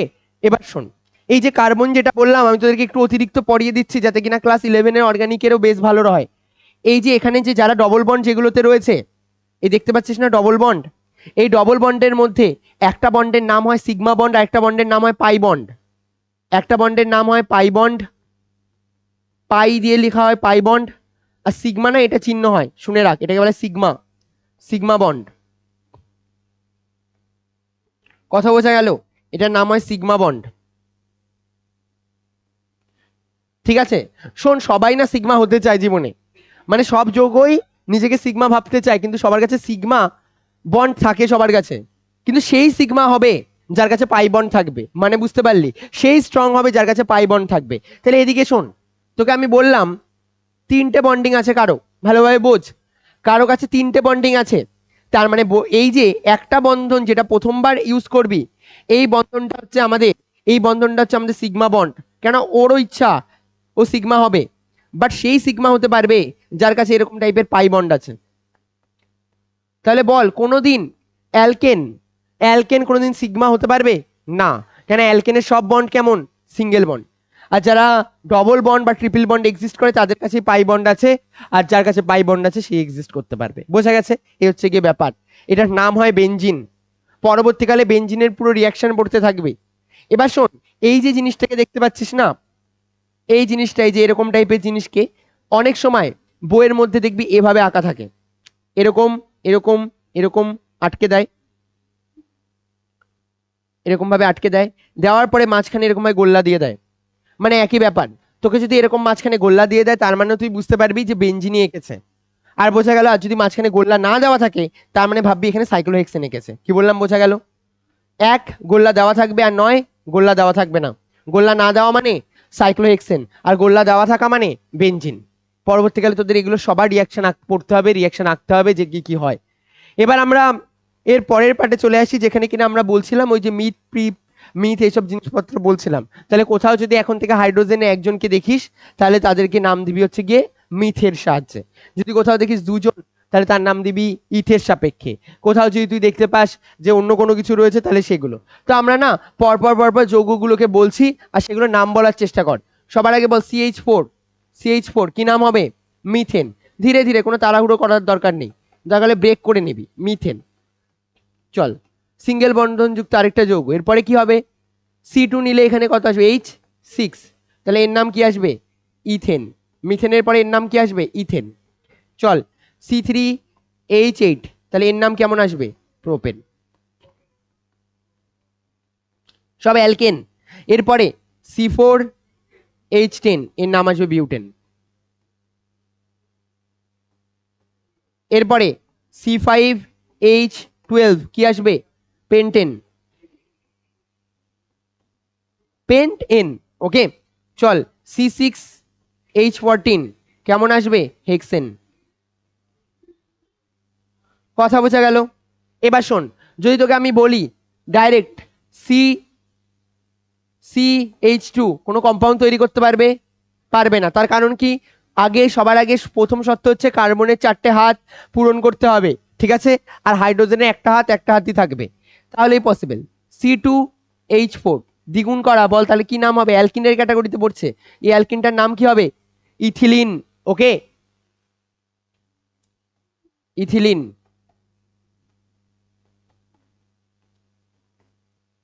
চল, এরপরে শোন, তোকে যদি বলা থাকে C3, তাহলে এদিকে কি দেওয়া থাকবে? H6, এর নাম কি হবে? বল, প্রোপিন। প্রোপের পাশে কি আসবে? ইন আসছে না এগুলোতে, তাহলে এগুলো কি হবে? প্রোপিন। বল, C4H8 কি নাম হবে? বিউটিন। আরে তুই আবার এরকম বলিস না স্যার শুনতে ভাল লাগছে না। আরে শুনতে ভাল লাগতে দরকার নেই, কি নাম হচ্ছে সেটা বল। C5H10 কি হবে? পেন্টিন। বোঝা গেল? ইংলিশে লিখলে অনেক সুবিধা রয়েছে। তুই লিখবি পেন্ট, তার পাশে বসিয়ে দিবি যার ওর যে সাফিক্স ইন। চল এরপরে শোন, নেক্সট আইনগুলো অল্প কটা লিখি।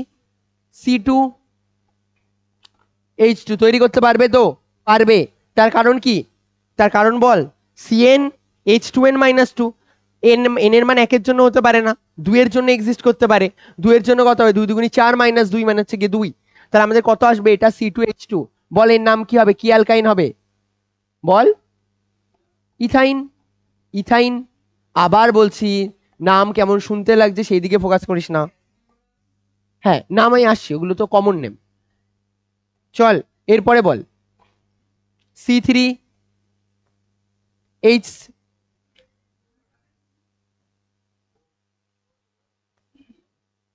বল এর নাম কি হবে? প্রোপাইন। আমার আর লিখতে হবে এগুলো? তারপর একটা বিউটাইন। এভাবে শুধু কি করবি? দ্বিগুণ করবি আর এক কমাবি। তারপরটা নাম, আমি নাম লিখছি না, বল তারপরটা কত লিখবো? C4, তাহলে 4 দুগুণি 8, 8-এর থেকে কত বাদ যাবে? 2 বাদ যাবে, তাহলে 6। তারপরটা C5, 5 দুগুণি 10, 10-এর থেকে 2 বাদ যাবে 8। কথা বোঝা গেছে? বোঝা গেছে এগুলো আমি কি বলতে চাইছি এগুলো? এবার শোন, অনেকগুলো যৌগ হয় যাদের কিনা না অনেক সময় কমন নাম হয়। যেমন তোরা এখানে এটা দেখতে পাচ্ছিস, যাকে আমি ইথাইন নাম দিয়েছি, এর আরেকটা নাম হয় অ্যাসিডিলিন। ওকে, মানে মার্কেটে যখন যাবি, ভালোভাবে বোঝ, কিছু কিছু জিনিস না প্রচুর পরিমাণে বিক্রি হয়, প্রচুর পরিমাণে দরকার পড়ে। এবার যে মনে কর ল্যাবের দোকান খুলে বসে রয়েছে, বা নর্মালি মনে কর যে কিনা এত ইউপ্যাক নামকরণ টামকরণ পড়েনি, তা সে তো আর এত শিক্ষিত না যে বসে বসে ইউপ্যাক নামকরণ ক্যালকুলেশন করবে। তুই ডাইক্লোরো ফাইক্লোরো বলে যাচ্ছিস, আমি পরে বলবো যে এগুলোর মানে কি। তুই যখন এগুলো বসাচ্ছিস তখন তুই কি হবে? ও তো কনফিউজ হয়ে যাবে যে এগুলো কি কথাবার্তা বলছে। কি বললাম বোঝা গেল? ও কি টাইপের কথাবার্তা বলছে সেই জিনিসগুলোই বুঝতে পারবে না। তাই তোর ভাষা যাতে বুঝতে পারে, আর যেগুলো কমন যৌগগুলো তাদের কিছু কমন নাম থাকে। যেমন এটার কমন নাম, এই যে যেটা ইথাইন, এগুলো মার্কেটে বিক্রি হয় অ্যাসিটিলিন নামে। এরপরে যখন তুই, আমি আরো কার্যকরী গ্রুপ পড়াবো, এখনই অল্প অল্প বলে দেবো। এই কার্যগ্রুপ পড়ানোর পরে তুই এটা বুঝতে পারবি যে কার্যকরী গ্রুপের যারা রয়েছে তাদের সবারই নাম আছে, সবারই নাম মার্কেটে অন্য একটা নামে বিক্রি হয়ে যায়। ঠিক আছে? বোঝা গেল? কেন সবসময় না ওর বেসিক নেচার দিয়ে বোঝানো যায় না। তো আমি তোকে একটু একটু বলছি কার্যকরী গ্রুপ মানে কি। আমি কিন্তু ইউপ্যাক নামকরণে আজকে ঢুকবো না, আমি তোকে আগেও বলেছি। এর পরের দিন শুধুমাত্র ইউপ্যাক নামকরণই করাবো, কিভাবে লংগেস্ট চেন নিতে হয়, কিভাবে কোন কাকে প্রায়োরিটি সেট করতে হয়, কিভাবে তার নাম হবে, এইসব জিনিসপত্র পরের দিনের ক্লাসে পুরো দেখবো। এক ক্লাসে অর্গানিকের সব ইউপ্যাক নামকরণ শেষ। তো তুই একটা কাজ কর, এখন পয়েন্ট কর কার্যকরী গ্রুপ বা ফাংশনাল গ্রুপ। শোন ভালোভাবে, ক্লাস 8-এর যারা বাচ্চা রয়েছে তাদের পুরোপুরি ফোকাস থাকবে, তারা পরিবেশ বলে বইটাই পড়বে। তোরা যারা 10-এ রয়েছিস, তোকে আমি কিভাবে দেখে চিনবো যে তুই ক্লাস 10-এর বাচ্চা? আমি যদি দেখতে পাই যে তুই মাধ্যমিক নিয়ে খুব উৎসাহী রয়েছিস, আমি যদি তোকে দেখতে পাই যে তুই বিভিন্ন টাইপের মাধ্যমিকের চ্যাপ্টার পড়ছিস, যখন ক্লাস 11-এ ওঠে বাচ্চাদের আমি কিভাবে বুঝতে পারি যে ওরা ক্লাস 11-এ উঠেছে? ওদের না এক্সট্রা 2টো করে দানা গজিয়ে যায়, বুঝতে পারিস? ওইভাবে আমরা চিনতে পারি যে ওরা ওদের ওই জায়গা থেকে ওদের 2টো দানা এক্সট্রা বেড়ে গেছে, তার মানে ওরা 11-এ উঠে গেছে। তারপরে যখন ক্লাস 12-এর লাস্টের দিকে যখন দেখতে পাই, কিভাবে চিনতে পাই যে ও ক্লাস 12-এর বাচ্চা বা মাধ্যমিকের বাচ্চা? লাস্টে কিভাবে বুঝতে পারি? যে ওদের সবসময় না ডিপ্রেস দেখি। তো যে কোনো যদি ডিপ্রেসের মারিজ দেখিস, গিয়ে একবার জাদু কি ঝাপ্পি দিয়ে বলবি যে নিশ্চয়ই তুই মাধ্যমিক কিংবা উচ্চ মাধ্যমিকের ক্যান্ডিডেট। ঠিক আছে? ঠিক তেমন ভাবে এদিকে শোন, ঠিক তেমন ভাবে আমাদের এই যে যৌগগুলো আমরা আঁকবো, এগুলো কিভাবে কেমন গ্রুপের মধ্যে পড়বে এটা ডিপেন্ড করে ওর কার্যকরী গ্রুপ কি। লেখ, কার্যকরী গ্রুপ হলো ফাংশনাল গ্রুপ। ফাংশনাল গ্রুপ, কার্যকরী গ্রুপ হলো কার্যকরী গ্রুপ হলো কোনো মৌলের, কার্যকরী গ্রুপ হলো কোনো মৌলের এমন এক ধর্ম, কার্যকরী গ্রুপ হলো কোনো মৌলের এমন এক ধর্ম যার থেকে বোঝা যায়, কোনো এক মৌলের এমন এক ধর্ম যার থেকে বোঝা যায় বাস্তবে বাস্তবে ওই মৌলের ভৌত বা রাসায়নিক ধর্ম কি হবে। বাস্তবে ওই মৌলের ভৌত বা রাসায়নিক ধর্ম, ভৌত বা রাসায়নিক ধর্ম ভৌত বা রাসায়নিক ধর্ম কি হবে, ক্লিয়ার? আচ্ছা, এবার শোন, আমি কিছু জিনিসের নাম বলছি। এই যে OH, OH এ না অ্যালকোহল গ্রুপের মধ্যে পড়ে।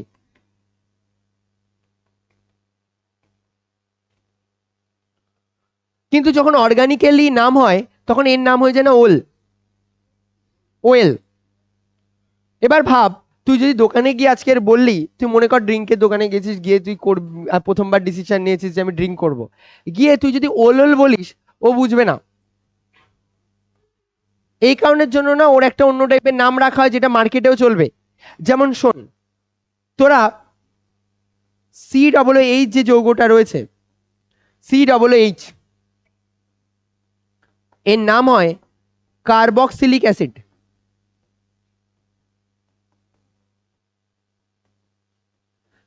কিন্তু এটা যখন অর্গানিকের নাম হয় তখন তার নাম হয়ে যায় ওইক অ্যাসিড, OIC বা ওইক অ্যাসিড। আমি যদি বা এগুলো ইউপ্যাক নামকরণের আগে আরেকবার বলে নেব, ওইক অ্যাসিড। এবার তুই যদি দোকানে গিয়ে বলিস মিথানোইক, ইথানোইক, প্রোপানোইক, বিউটানোইক এরকম টাইপের অ্যাসিড দিতে, তাহলে ওর না বোঝা মুশকিল হবে। তো একটা মার্কেটে কমন নামে বিক্রি হয় কার্বক্সিলিক অ্যাসিড। ওকে, চল এরপরে শোন। আর অর্গানিকের মধ্যে মাথায় রাখবি সব থেকে বেশি পাওয়ারফুল অ্যাসিড, সবথেকে পাওয়ারফুল কম্পাউন্ড, মানে এ হচ্ছে সবার বাবা। এই ডিপেন্ড করে যে ওর মেন ক্যারেক্টার কি হবে। মানে মনে কর কোথাও একটা জায়গায় গিয়ে তোকে কার্বক্সিলিক অ্যাসিড আর অ্যালকোহল একসাথে মিশে গেছে, তোকে আগে প্রায়োরিটি দিতে হবে কার্বক্সিলিক অ্যাসিডকে, কেন ওর নেচার বেশি শিফট হবে কার্বক্সিলিক অ্যাসিডের দিকে। নেক্সট, CHO বা COH, যেমন ইচ্ছা নাম দে। এই যে এই জিনিসটার নাম হয় অ্যালডিহাইড, অ্যালডিহাইড, অ্যালডিহাইড, মিথালডিহাইড, এরকম বুঝতে পারছিস, এরকম অ্যালডিহাইডের নাম দিবি, ঠিক আছে? এবার মিথালডিহাইড বলে কোনো অ্যালডিহাইড হয় না, ওই জিনিসটা একটা অন্য নাম হয়, আমি তোদেরকে পরের দিন সব পড়িয়ে দেবো। যেমন আমি তোকে এগুলোর প্রত্যেকটা কমন নেমিং এর সাথেও শিখিয়ে দেবো যে কি হয়। যেমন ধর মার্কেটে যদি তুই এখন এই যে COOH কে কিনতে যাস, যেটা কিনা মার্কেটে অনেক সময় তো ওরকম ভাবে পাওয়া যায় না, বাট পিঁপড়ের বিষের মধ্যে থাকে। এবার যে ধর বায়োলজি নিয়ে পড়ছে, সেও অতটা ভালোভাবে কেমিস্ট্রি জানবে না, তার জন্য তার নাম হয়ে যায় তখন ফর্মিক অ্যাসিড। ওকে, শুধু এইচ বসে যায় আগে। তো সবসময় সবকিছুর দরকার নেই, যতটা দরকার সেগুলোই দরকার। তো CHO মানে হচ্ছে অ্যালডিহাইড, অ্যালডিহাইড মানে অ্যাল, কি বললাম, অ্যালডিহাইড মানে ল্যাল না কিন্তু অ্যাল। ওকে, অ্যালডিহাইড মানে হচ্ছে অ্যাল বসে যায়, তাই তুই দোকানে গিয়ে অ্যাল করলে বুঝতে পারবে না, তখন তোর নাম বলতে হবে অ্যালডিহাইড। চল এরপরে শোন, এই যে ও ও ও এর পাশে মনে কর দুটো হাত আছে, এই জিনিসের নাম ইথার, আর মার্কেটে ইথারই হয়, ঠিক আছে, নর্মালও ইথার, এই জিনিসটার নাম হচ্ছে ইথার। ওকে, NH2 যদি কোথাও থাকে, এই কার্যকরী গ্রুপের মধ্যে সব থেকে lowest lowest lowest lowest of lowest গ্রুপগুলোর মধ্যে পড়ে, এর নাম হয় অ্যামিন, এর নাম হয়ে যায় অ্যামিন। কিভাবে রিপ্রেজেন্ট করতে হয় তোকে আমি পরে শিখিয়ে দেবো, আজকে ক্লাসে আমি রিপ্রেজেন্টেশনে আর যাবো না। এরপরে শোন, যদি কোথাও হ্যালোজেন গ্রুপগুলো দেখিস, হ্যালোজেন গ্রুপ কারা 17 নম্বরে, ক্লোরো, ফ্লুরো, ব্রোমো, আয়োডো, এগুলো হচ্ছে এক্স দিয়ে রিপ্রেজেন্ট করা হয়, এগুলো হচ্ছে হ্যালো গ্রুপ, হ্যালো মৌল।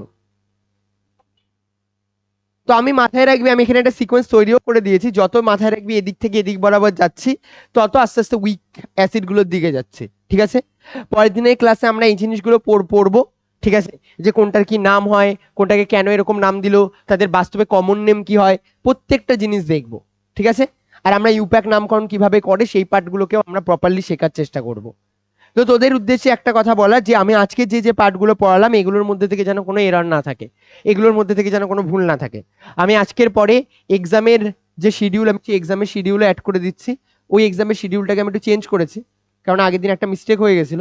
আমি এমনভাবে একটু শিডিউলটাকে বানানোর চেষ্টা করছি যাতে আমি যেগুলো পড়িয়েও দিচ্ছি সেগুলো আগে যাতে সিলেবাসে করানো যেতে পারে, আগে যাতে পরীক্ষা হয়। তো 26 তারিখ পর্যন্ত তো কোনো পরীক্ষা থাকছে না, কেন 26 তারিখ পুরো ফার্স্ট সামেটিভ আর সেকেন্ড সামেটিভের উপর পরীক্ষা দিবি।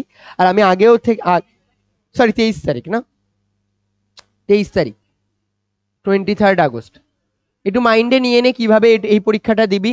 যা পরীক্ষা হবে, রেজাল্ট তো মোটামুটি 28 তারিখের দিকে পাবি, 28 আগস্ট রেজাল্ট পাবি। এবার এই দিন যেদিন রেজাল্ট হবে সেদিন নাম্বার লিখে রাখবি কত পাচ্ছিস, যত পাচ্ছিস, কেউ যদি মনে কর 25 পেলি, হতে পারে, আরে পরীক্ষায় তো হবে 50-এ, ঠিক আছে, 50-এ মনে কর 25 পেয়ে গেলি, এটা পরীক্ষা, শুনে নে, পরীক্ষার টাইম 12টা, 12 PM, কেউ পরীক্ষা অফ দিবি না, কেউ না, নট এ সিঙ্গেল ওয়ান, একদম ভালোভাবে বলেছি, কেউ পরীক্ষাটাই অফই দিবি না, কেন এটার পরে আমাদের সব বুঝতে হবে যে কার কতটা কি নাম্বার পাওয়া যায়, আর নিজের উপরে পুরো অনেস্টির সাথে প্রপার একদম যতটা পারবি পোটেনশিয়াল দিয়ে এটা পরীক্ষা দিবি। এরপরে তুই দিচ্ছিস কি দিচ্ছিস না, তারপরে টেস্টের পরে যে পরীক্ষাগুলো হবে ওগুলো আবার দিবি, তার মাঝখানে মোটামুটি ভাবে নিজের প্রিপারেশন বেটার করার জন্য আমাদের একদিনের মধ্যে হয়তো এমন কোনো কোশ্চেন বাকি থাকবে না যেটা রায় মার্টিন, এবিটি এগুলোতে বাকি থাকছে। আমি সবই কম বেশি প্ল্যান করে নিয়েছি, কেউ ক্লাস অফ দিবি না। চল।